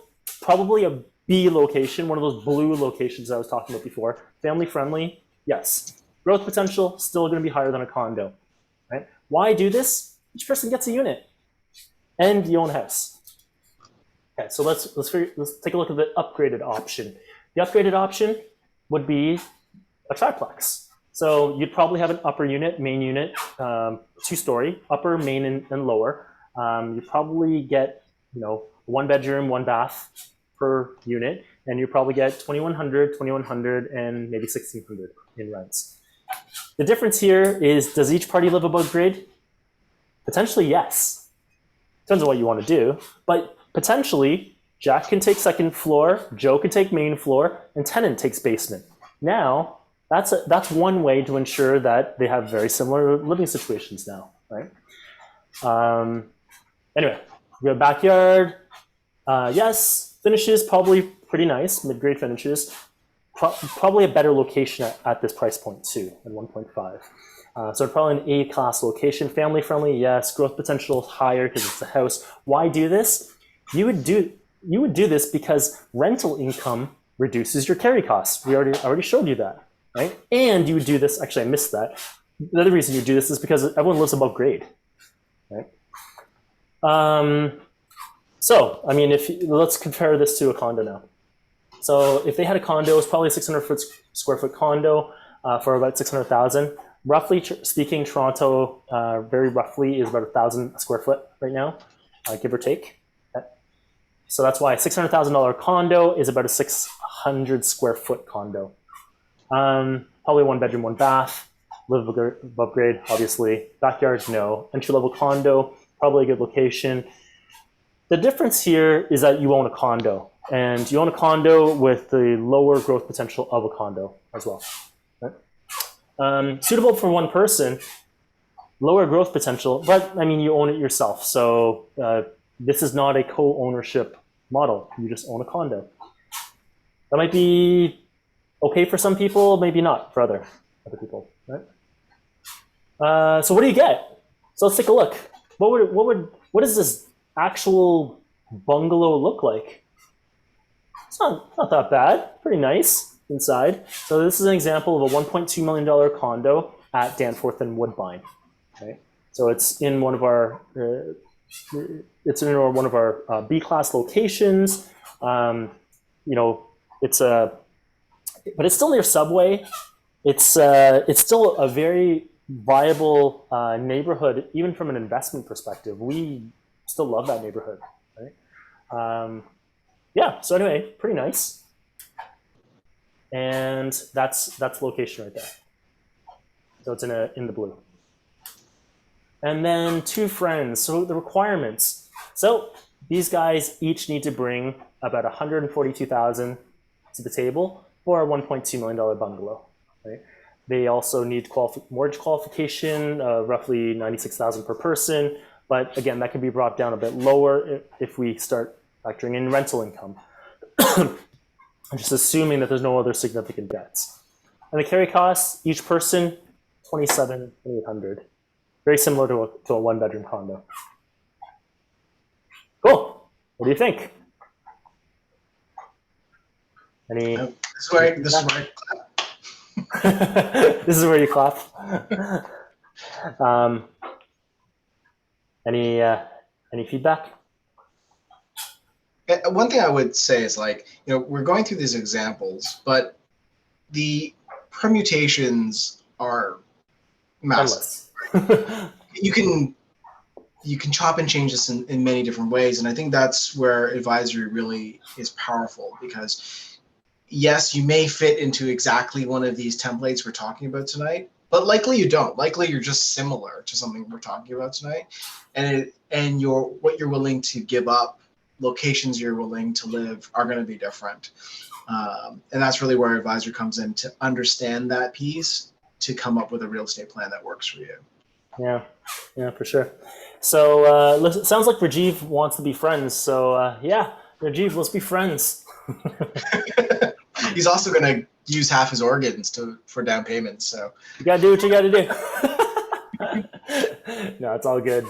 Cool. Okay, let's move on then. 3 parties, 3 friends, right? So problems, same sort of thing. Down payment. One person doesn't have enough. One person doesn't have more mortgage qualification. One person can't afford the monthly carry costs. Totally get it. What do you do? What can be solved? Yes, down payment can be solved. Mortgage qualification ability can be solved. And the carry cost for a condo, the carry cost equation can be solved as well. Okay, so let's take a look at what three friends might do.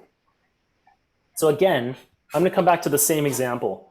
And now, instead of two people living there, the triplex with two people living there, it's a triplex with three people living there. Each person lives in one unit, same triplex, 1.5 million.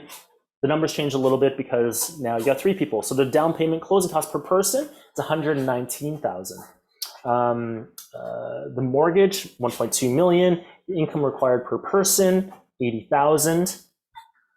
The income required per person after factoring in rental income. So if you, again, let's think creatively, got three people. Can three people live in one unit? Mortgage broker might have a hard time making that case. Could they live in two units? Yeah, maybe, probably. We'll see, right? Maybe that's a case to be made. Maybe, three friends, who knows who bunks with who? Who cares, right? So could you factor in rental income? There's a possibility there. And what that would do is bring down the mortgage qualification by roughly 200,000, let's say, and meaning that you don't need 80,000 to qualify for a mortgage anymore, you need 67,000. Just to put in perspective, 67,000 would only get you a $300,000 mortgage, a $350,000 mortgage, right, normally.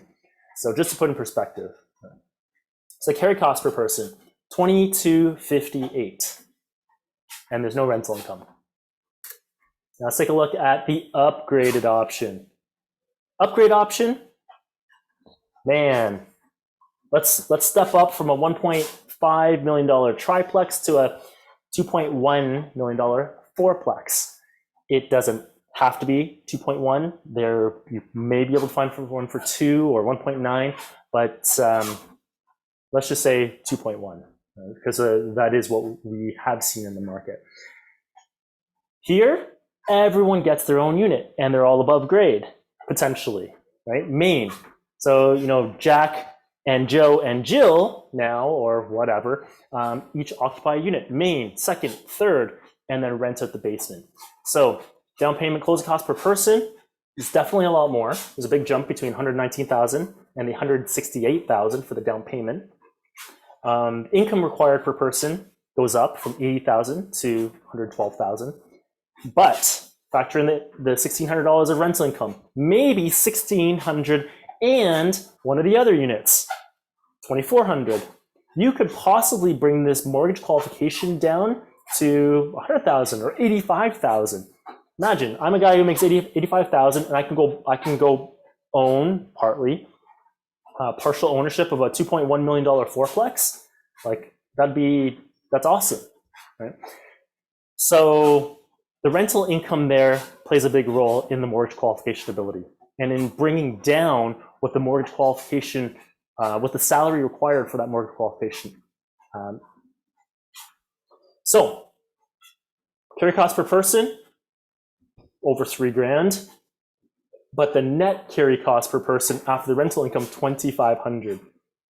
So in these two options I just outlined, going from a triplex to a fourplex is more expensive, right? Even on carry cost perspective, but you've upgraded your lifestyle. Everyone's above grade. It's a little more equitable. And the fourplex option should be a lot nicer than the triplex option at 1.5, right? Okay, so let's take a look now. What's the bat now? 3 people each go out and buy their own condo. That's basically it, right? So the numbers are the same as the previous one, but you can see that the carry cost, again, it's $2,700. Yes, and even the down payment requirements aren't too far off from each other. The biggest difference is that condo you own by yourself. This other stuff you own potentially with friends, right? All right. So what would one of these things actually look like? What would it entail? Maybe it's a 2-story. Maybe there's an upper unit, main, and basement. We've already been through this, so I'm not going to go through it again. The upgraded option, So the reason I highlight in yellow, again, just so you know, it's probably the most likely option. So that's why I highlighted it in yellow. But if you have the funds, you can go bigger. You can go to the fourplex, much bigger units, all parties above grade, probably a better location, probably overall just a better property, right? Maybe it's bigger lots, maybe it has laneway suite potential, maybe it has these other things, right? So fourplex is an option, and you rent out the basement, and that helps bring down your carry costs. So everyone gets their own unit, better location, similar carry costs. This could be an option for you for three friends. And then the next one, condos, same condo we've been talking about day in, day out already, right? So what can you actually get? So this is a triplex at Lansdowne Dundas. So previously it was a duplex, if you recall. It was a bungalow duplex. This is a triplex. And there it is in our red areas, right near Lansdowne Dundas. Pretty nice place. Probably needs some updates here and there. This is pretty typical though. We don't always find places that are completely, perfectly turnkey. And if they are, you pay a premium for them. So you just need to be okay with that. But yeah, pretty nice place. 3 friends could live here. And again, what do you require? So you need $119,000 for a down payment for a $1.5 million triplex.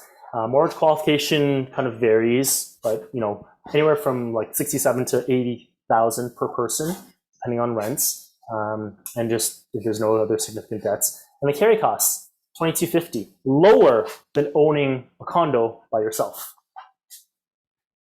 Cool? What do you think?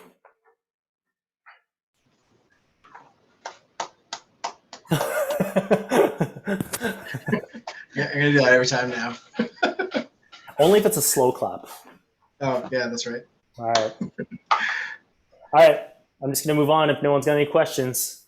All right, the next one is 2 couples. So 2 couples, same sort of thing. One couple doesn't have enough for a down payment, and the other couple doesn't have enough for a down payment. One couple doesn't have enough mortgage qualification, the other couple, so on and so forth. One couple can't afford the monthly carry as the other couple. Bring them together.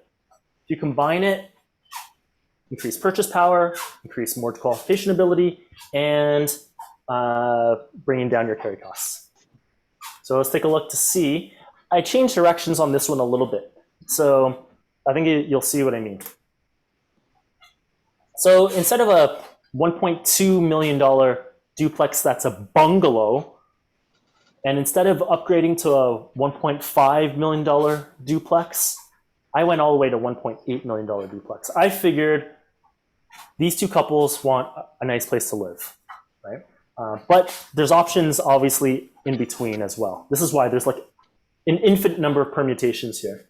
But let's just say a $1.8 million duplex, and the closing cost, the down payment closing cost, about $108,000 per person. The mortgage requires $1.44. The income required per person is $72,000, and then there is no rental income. You've got 4 people. You're probably not going to be able to use rental income to try to boost your mortgage qualification ability. So don't worry about that. But your carry cost per person, under $2,000, right? Under $2,000, better than living in a condo, better 1-bedroom condo, 2-bedroom condos, and just a great option.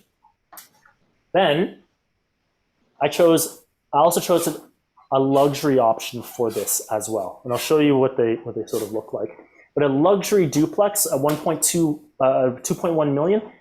This would be like totally baller, fantastic location, everything you're looking for, essentially, right? Like a $2.1 million duplex, it would be luxury as hell. So you would need about $126,000 per person. A mortgage qualification goes up to 1.68. The income required per person goes up to $84,000. The carry cost goes up a couple $100 too, to just under $2,300. And then let's compare that to a 1-bedroom condo for each couple, or sorry, this is wrong. It's a 2-bedroom one condo each per couple, but the 2-bedroom condo. So $900,000 condo, 900 square foot condo, and this is very similar to what I showed for the family option. But anyway, down payment closing costs per person, you'd need, basically it's 2 condos, right? So 2 people, 1 couple, 2 people are going to be buying 1 condo. They each need $106,000. Mortgage qualification, $720,000. You need about $72,000 income, and your carry costs for that. Your carry cost for that $900,000 condo. That carry cost for the $900,000 condo is 39. Oh, I probably should divide that by 2. But anyway, the point is that they're still very similar, right? But you'd be living in a super baller place, owning a house in downtown Toronto, not just confined to a condo. Here's your bonus option. I'm not going to get into this one. Again, there's like a million permutations, but 2 couples could also live in a triplex or live in a 4-plex. That could potentially bring their carry costs per person down to $1,300, $1,500. Like, we're into very, very, very attractive territory now, right? So lots of permutations, depends on what your needs are, depends on what you want for your living circumstances, but there are a lot of options for you. Let's take a look to see what a duplex here would look like. Probably 2.5 story, right? Probably an upper unit and a lower unit. They each were probably 3-bedroom, 2-bath. They probably rent for maybe $2,800 each. Each party lives above grade? Yeah. One party probably lives main and basement. The other party probably lives second and third, right? So, there's a backyard, there's probably a walkout patio, probably a view of the CN Tower, all these great things, right? There may be laneway suite potential, who knows? But either way, like, this is a nice place, mid-grade finishes, great location, family friendly, and you own a house, and each couple gets their own unit. And so quite spacious. The luxury option takes that to the next level. It's probably a 3-story, not just a 2.5 story, probably slightly larger, probably super, super nice. I already have an idea of these types of places. They're super, super nice. Premium, probably luxury. The location is probably even better. It's probably an A+ location. And the growth rates here, so for whatever it is that they put in, let's see, let's go back. What do they put in? Around $100,000 at 6% growth over 5 years. That would turn into, in option 1, in the yellow option, $152,000, and that roughly $100,000 would turn into $178,000 in the luxury option. Okay, then let's take a look at the bat now. Still that same condo, probably pretty nice condo, probably 900 square feet, probably, suitable for a couple. You own it outright, but probably lower growth potential. So what do you get? This is an example of a $1.8 million duplex, right? So 2.5 story, pretty nice. You see the kitchen, you see the bathrooms, sort of renovated. This one here is a little dated. Like, I just chose a random property, right? But the idea is, generally speaking, pretty nice place. Where is it? This is at Dundas and Dover Court. So this would be probably inching into Little Portugal, probably from Little Italy. Cool. What would an upgrade option look like? So this is an example of a $2.1 million duplex. Finishes are nicer. It's like brand newly renovated. It's got a 3rd-story walkout patio that probably has a great view of the Toronto skyline.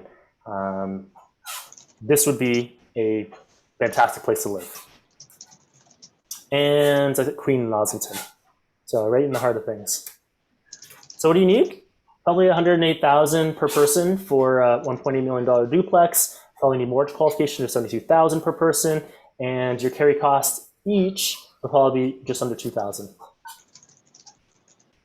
So, what do we think?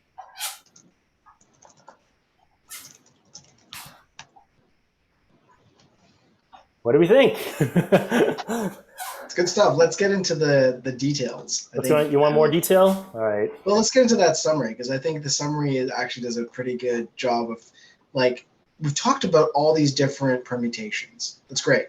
But we know the devil's in the details. So let's go through a little bit of that so people get some idea of like what those details are, because it isn't, simply going to buy one of these places. Yeah. So question number one, where does this work? Does it only work in the prime investment neighborhoods that you keep on pointing out? No, actually this concept, this is much less a investment property needs to attract certain hit on all the investment fundamentals.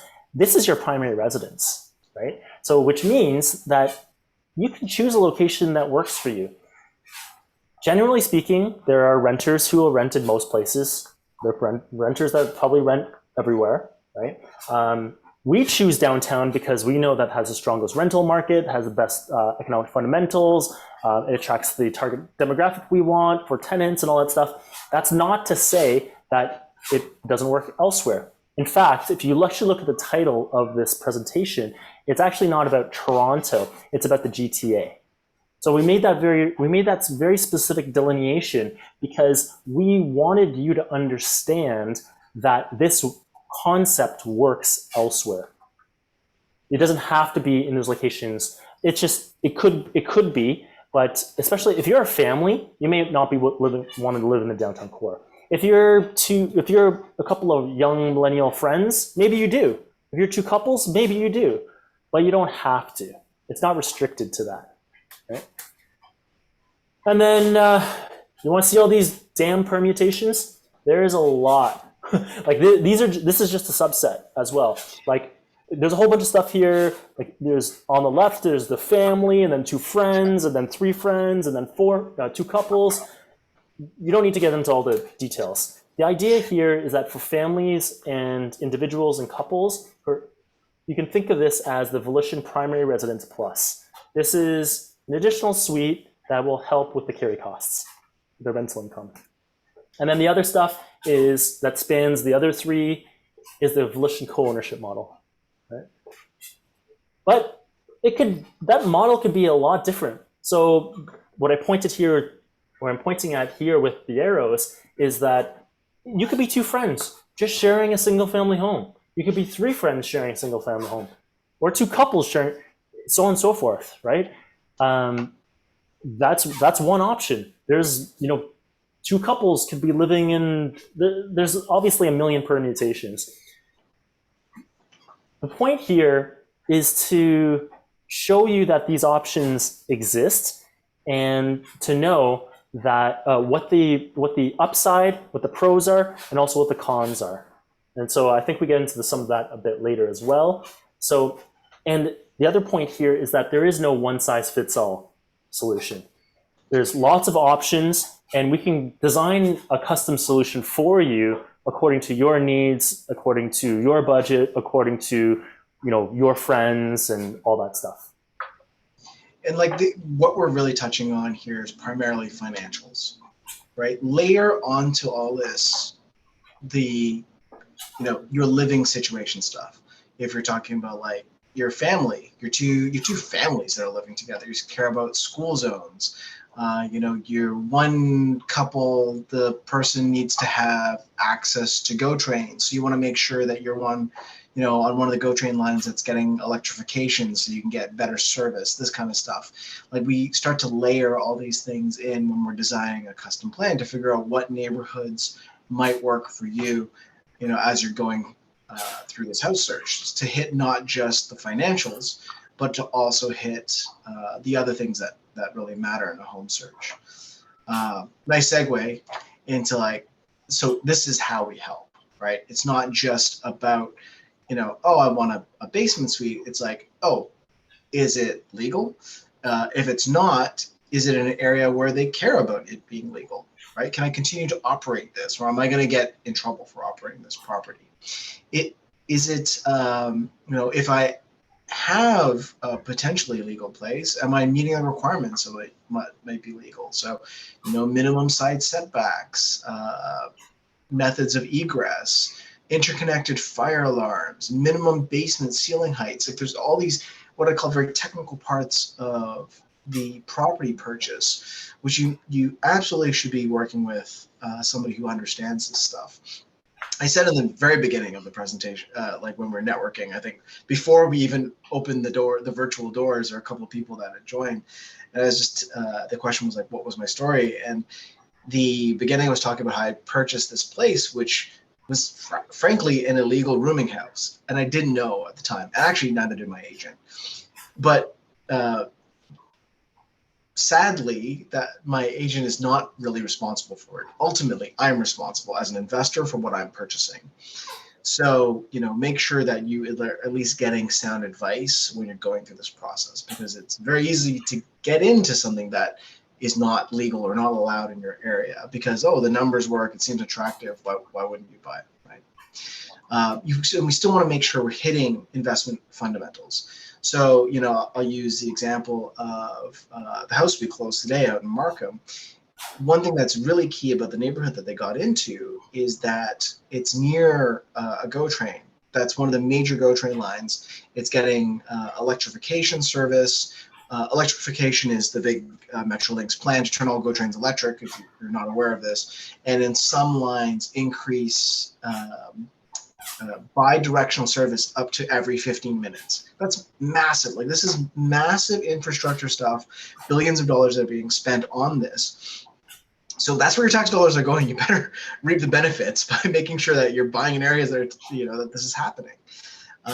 Because it's going to change what GO train means from just a simple commuter line to something that, is actually, more subway-like, right?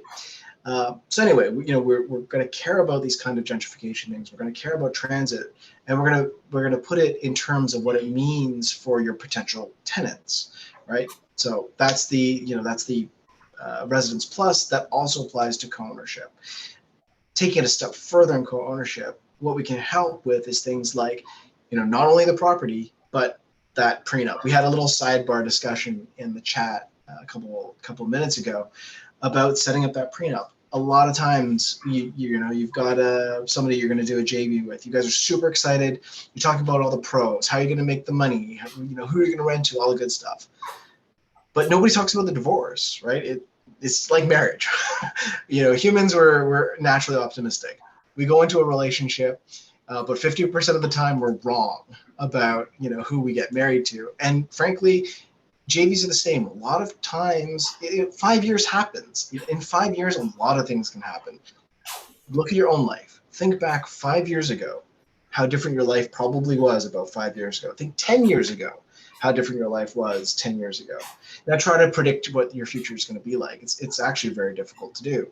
So it might not be a bad breakup, but maybe, one of the couples gets a job offer in Tasmania. Well, they're going. So if you have figured out ahead of time what your breakup looks like, it makes that breakup much easier because you agreed to it in the beginning before you got into the into this agreement together to buy this property. So, things like JV structures we can help with, what those exits look like, how to make things equitable. So we're not just talking about 50-50 split.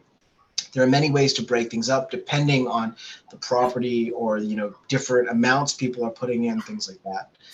And then beyond the financials into living arrangements.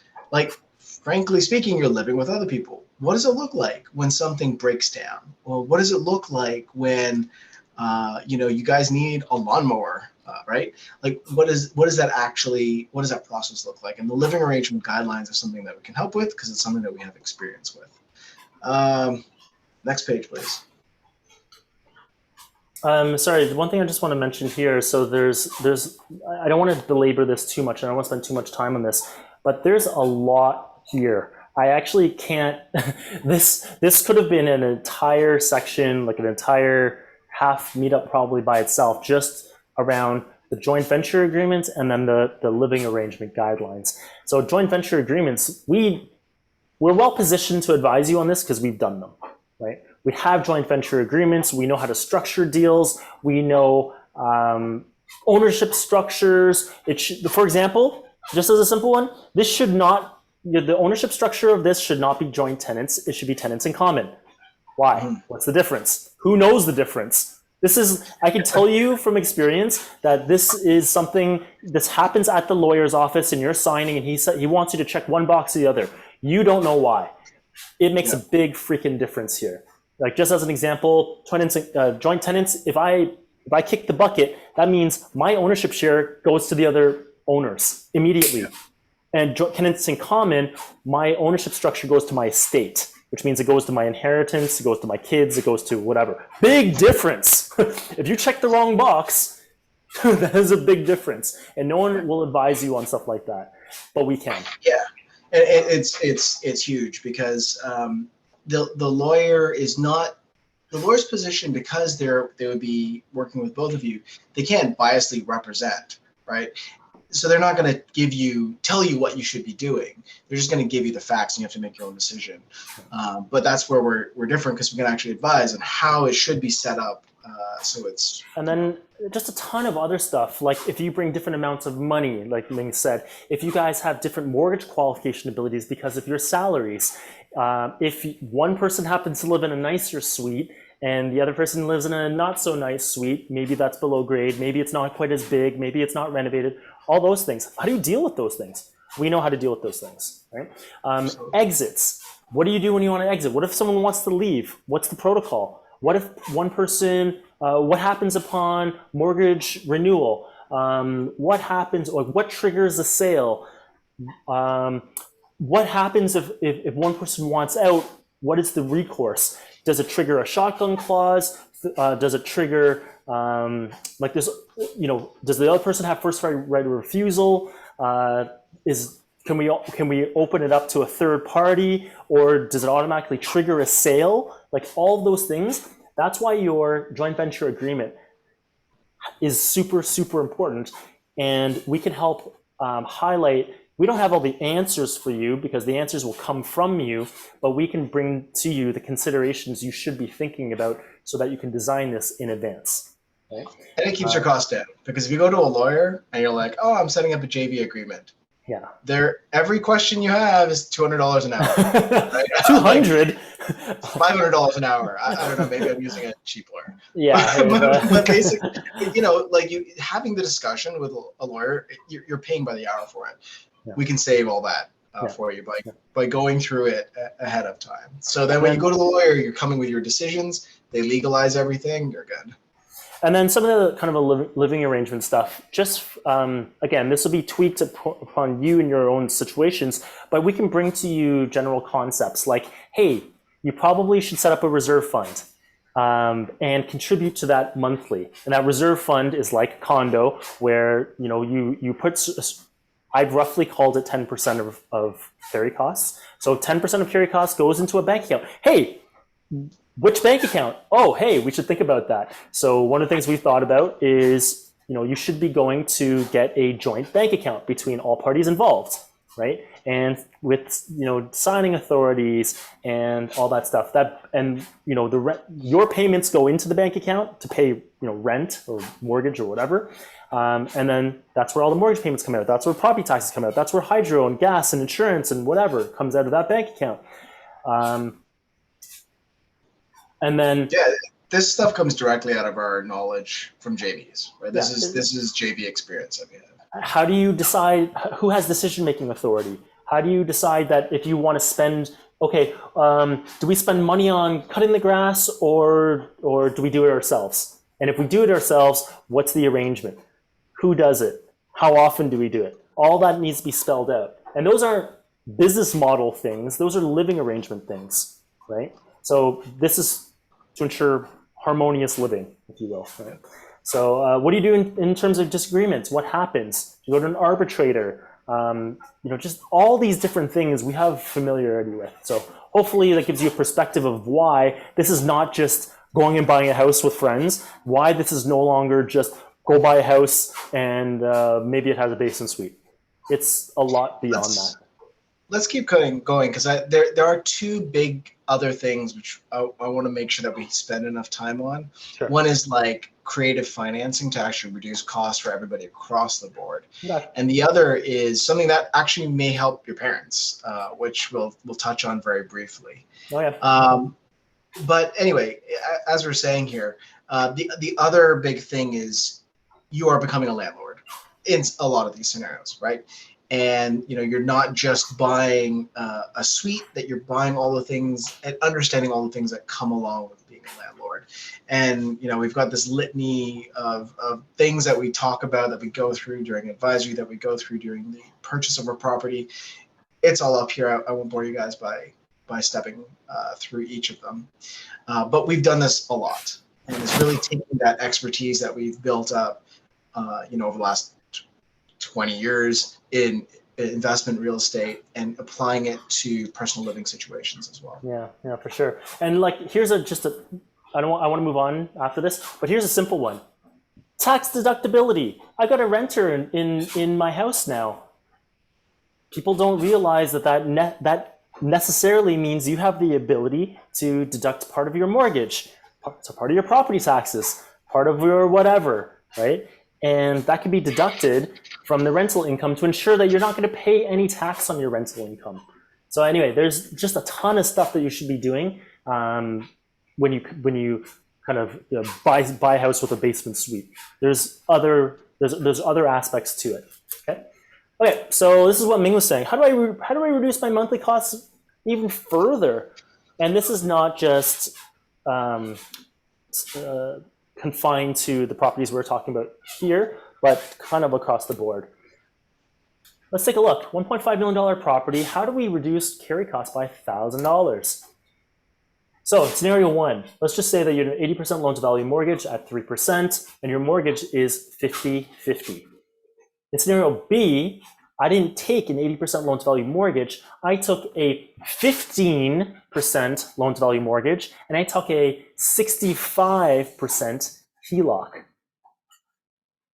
I took a 15% mortgage and a 65% HELOC. I got up to 80% financing, which is what I needed, right? But I structured my financing differently. HELOCs allow interest-only payments, which means that I don't have to pay principal on that portion. It's good and bad. Again, you don't get something for nothing. It's just a trade-off. But this trade-off allows me to reduce carry costs by almost $1,000. So lower monthly carry costs increases my kind of cash flow, reduces my, it gives more money in my pocket, if you will. Gives you a lot of flexibility. It allows you to pay down, and if you wanted, you can actually pay down the HELOC using any additional cash flow as if you had a mortgage, and then redraw it out when you need it. That's a good way to do it. Right?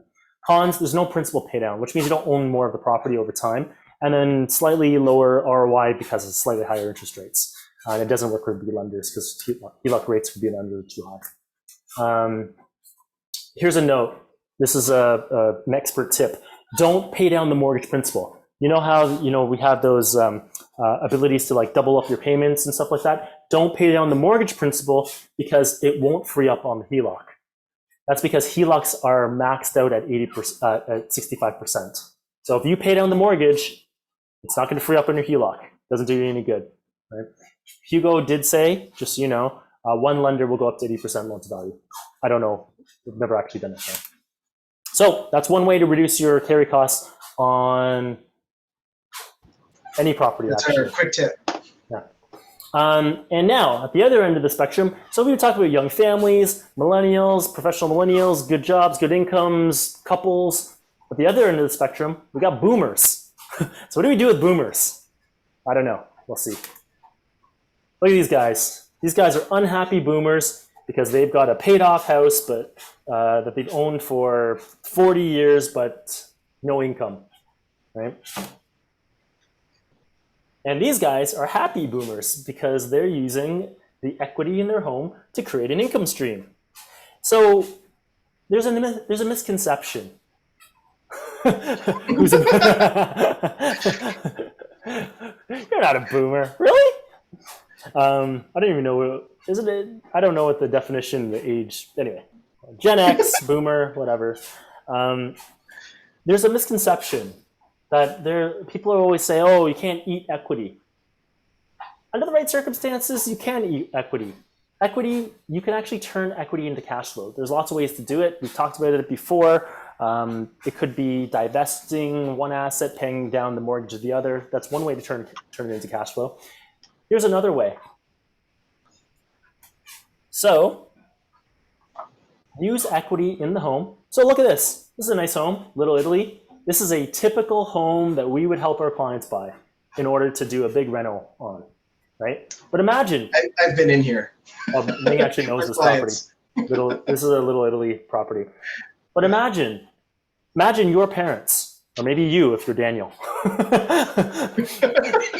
Imagine your parents, or if you're Daniel, and you own this property, and Daniel's an old Italian grandma who has lived here for 40 or 50 years, right? And now parents are grown and everything, and they're selling the family home. Pretty typical. That's why these things go on the market, right? I mean, that or an estate sale, right? But that's why these things go on the market. Like, grandma can't live here anymore. Like, what do I do with all this? What do I do with all this equity? It doesn't do anything for me. Just sell it. Yeah, maybe that makes sense. Maybe that's what we could advise through advisory, or maybe we could use the equity in that home to turn it into this. This is a nice place. Some people, not naming any names, might recognize this place. It's one of ours. So anyway, turn it into a nice place, because if you turn it into a place like that, you can get as much as this as an income stream. Imagine that home was worth 1.5 million, and imagine that you could do an equity takeout of 500,000. The renovation for a place like that would be about 500,000, and then you get maybe $8,600 in rent, right? Expenses maybe $1,200. Mortgage of zero. How's that? I don't know. Let's take a look. Mortgage of zero. You have a mortgage of zero. Cash flow $7,400. Annual cash flow almost 90 grand. So where did I start here? I'm gonna go back. At the other end of the spectrum, we've got retirees looking for a pension. So who could depend on their pension these days? Who knows? I know I'm not depending on any pension. I'm self-employed. So, but anyway, you might need to take things in your own hands, or maybe mom and dad, or granny and gramps, or whatever. They're looking for an income stream. This might be it. How? Why? Because we have creative financing that allows you to get a mortgage, do an equity takeout, no mortgage qualification required. We have a creative financing technique that allows you to not have to pay monthly mortgage payments. So all of this can turn into cash flow, right? I won't get into all the details, but just know that this is a concept that does exist. If this is of interest to you, your parents, if it's a way to help someone you know and love, if it helps them retire, if it helps them create a pension for themselves, it helps them create an income stream for themselves, this might be of interest to you. So let us know. Lots of stuff, lots of great stuff here. What happens to the property? You can still pass the asset down to the next generation via your estate and all that stuff.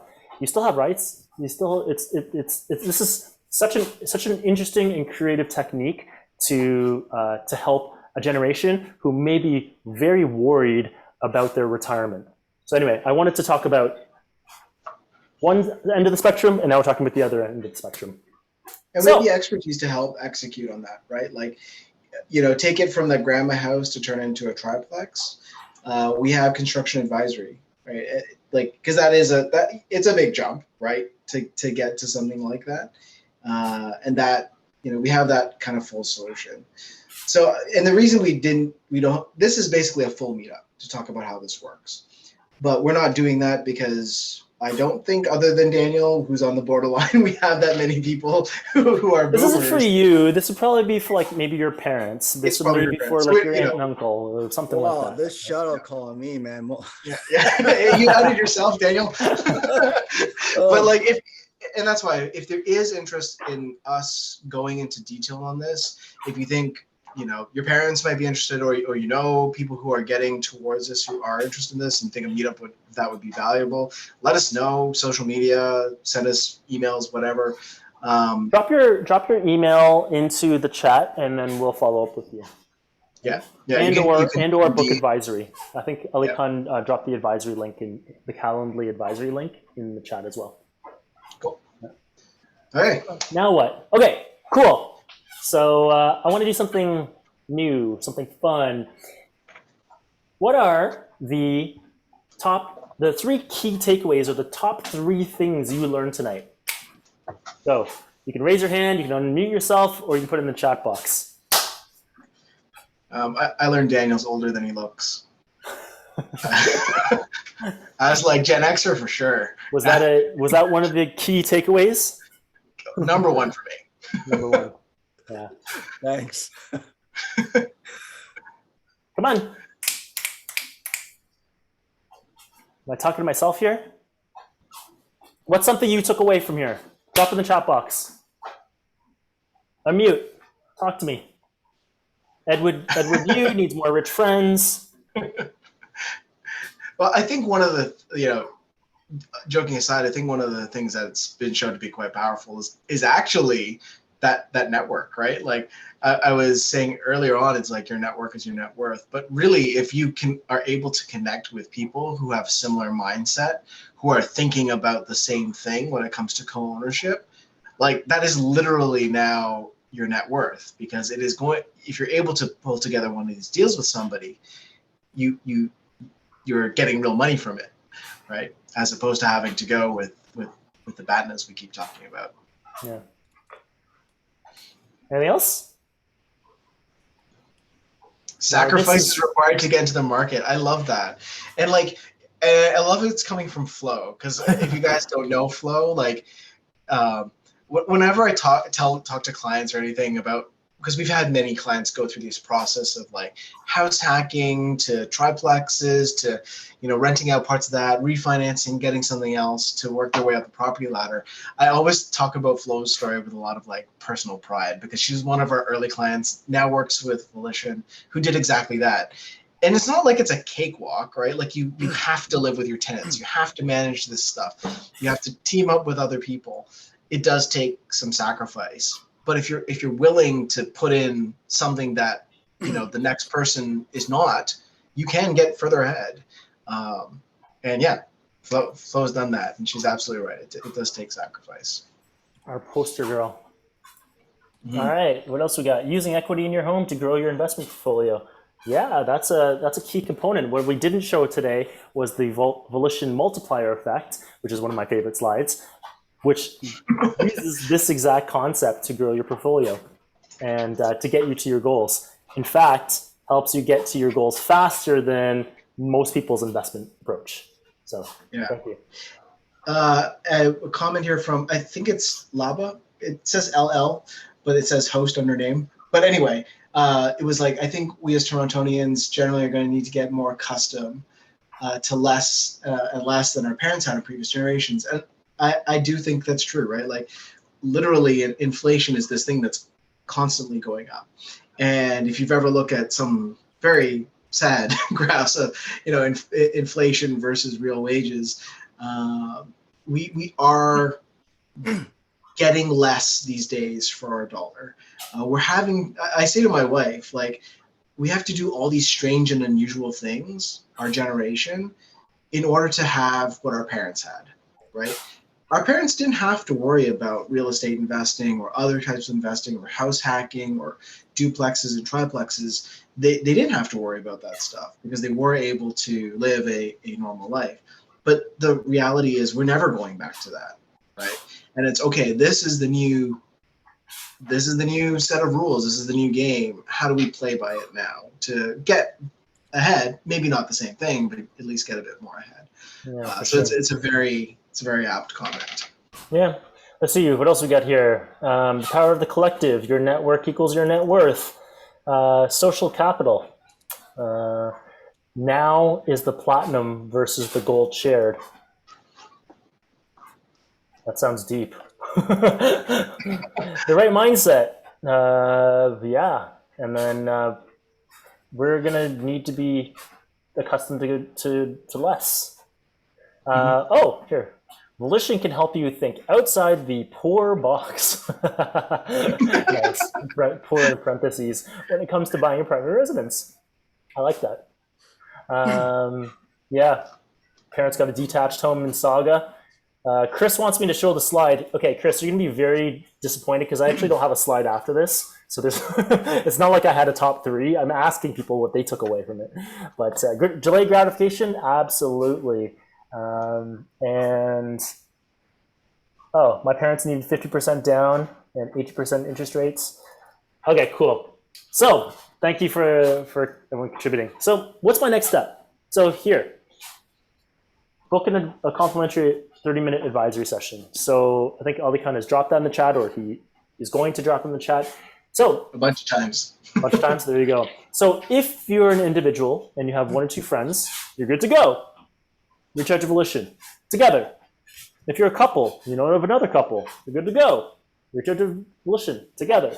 If you're a family and you have the down payment but need help on mortgage qualification, carry costs, maybe you have a small condo or something and you want to step up, you're good to go. Reach out to Volition, right? Come prepared with stuff about your current situation, what you have, let me know, come prepared with, are you interested in the primary residence plus model or the co-ownership model? Come prepared with the other people you'll be doing this with. Come prepared with the amount you have available in down payment funds from each person, and also the salaries of each person, because that is going to dictate mortgage qualification. So look here. And one thing I'd suggest is book now. The market is shifting, as I talked about earlier, and there's an opportunity not very long, couple of months, maybe 6 months at most, that we're going to have as buyers in the GTA. That's 1. 2, I know what typically happens. 90% of people are like, oh, okay, I'll do it in the future, and then they don't do it. And the biggest difference, I've been doing real estate investing for a really long time now. I know tons of real estate investors. And the biggest difference between those who are successful in life, not just real estate, are action takers. It's the difference between, oh, I'm going to go to the gym tomorrow, and oh, you know what? I'm just going to do push-ups on the ground right now because there's no gym near me. And that's the big difference. So I would encourage, if you are thinking about doing this, go and open it up now. You have direct access to Matt's calendar and get it in there so you can have those conversations. And there is a bit of a time crunch. Usually, if you've seen me in these presentations before, I don't push people, but I'm man, if I would not be doing my job as a professional realtor if I wasn't telling people that now is a golden opportunity that we're going to see over the next couple of months. So I need to make sure that people are hearing it loud and clear. Yeah, cool. And so the next thing is, do you wish to be put on the Volition co-ownership placement list? Let us know.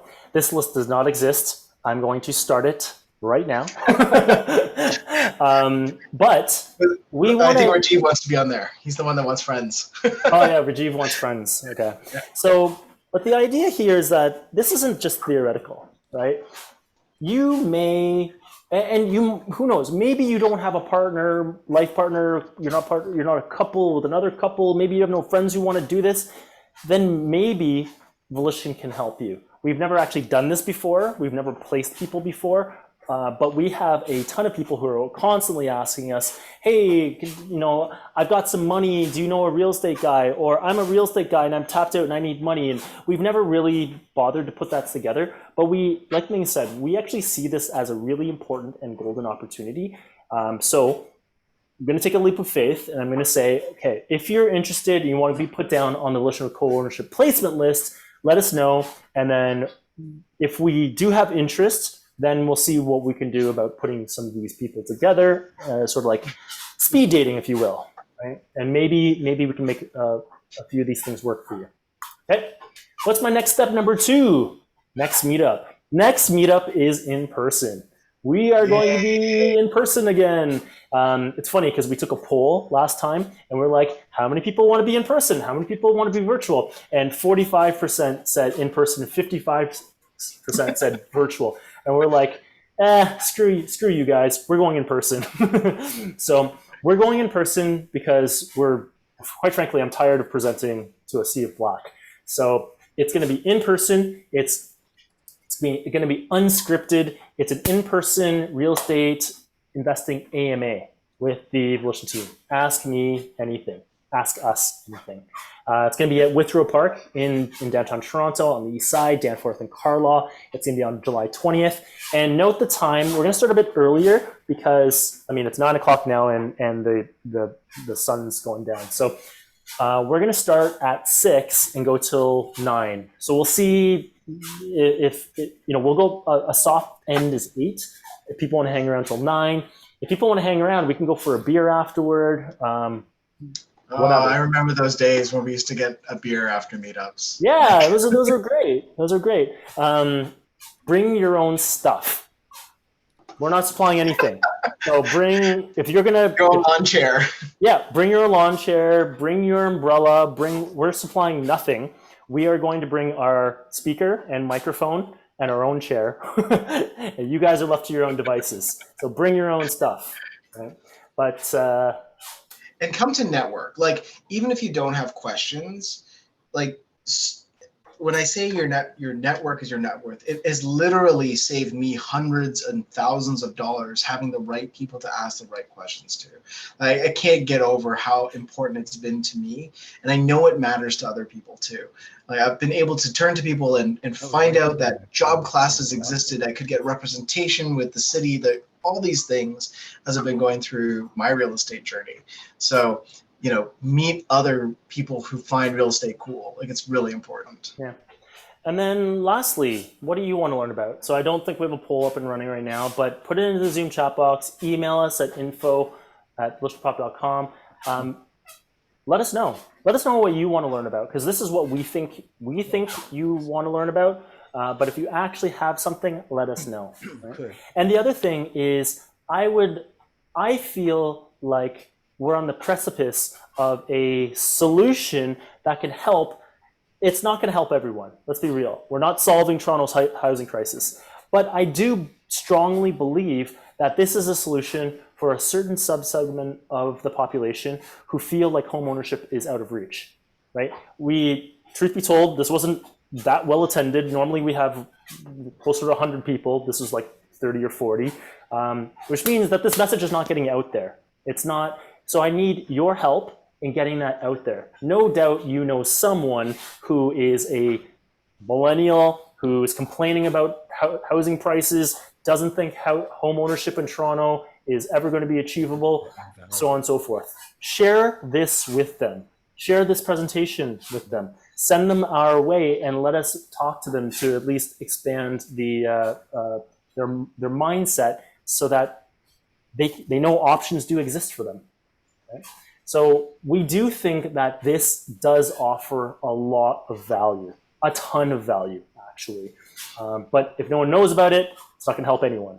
Right? So I need your help in getting that word out. So this presentation is going to be up on our website. It's going to be we're gonna I think blast it out to our email list. So if you're not on our email list, drop us a note in the chat box, and we'll add you to our email lists so that you can get a copy of this presentation when it goes up on our website. But yeah, like, we need your help in getting this message out there because we think that this can help a lot of young people. Cool? Cool. All right. So who can do it? You can do it. Yeah. We always end our meetups with this slide because we really think you can do it. Like, there's nothing special about me and Matt, other than Matt has got ADHD and he's like swaying back and forth now. He's on a treadmill desk, guys.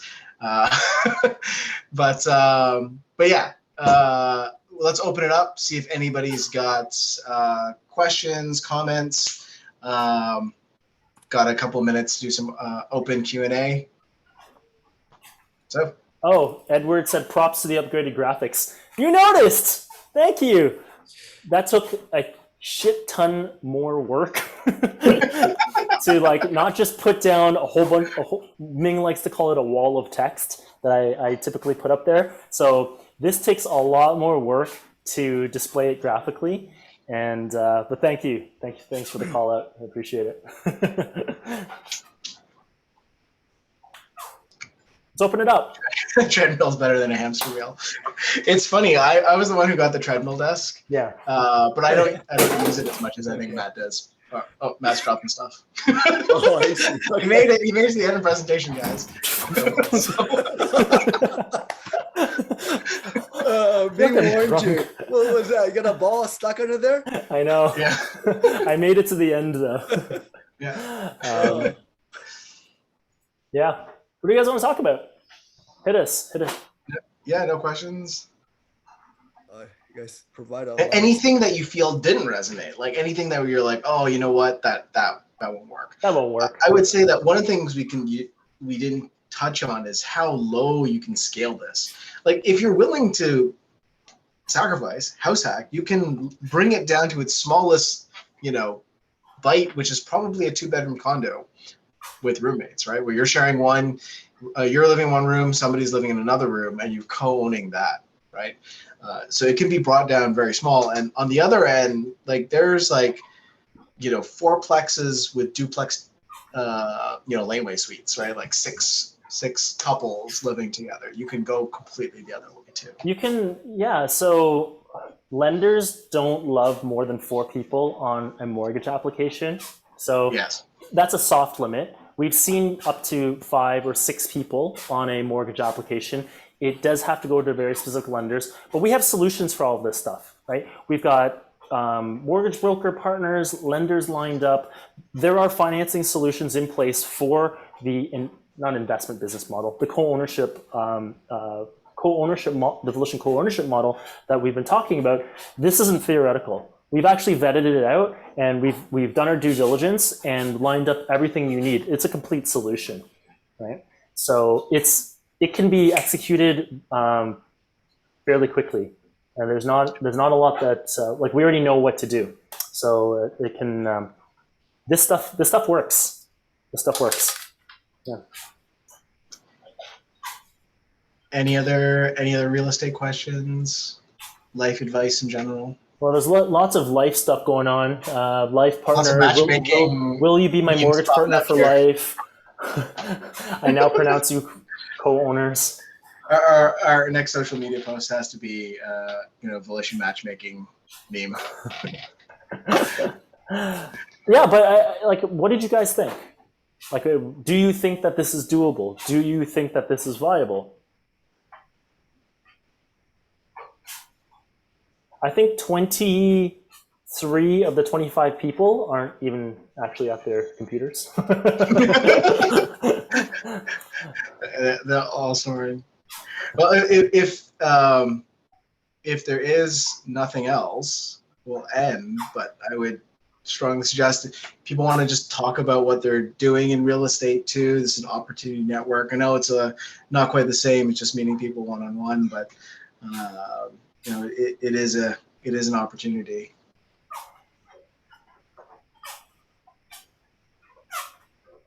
Okay. Well, just want to thank everybody then for their time tonight. Hopefully this was valuable. Hopefully you've taken something away. And like Matt said, please share this because I think that not enough people know about some of the options that are available for them. And hopefully we get to see people in real life. I really miss seeing real life people.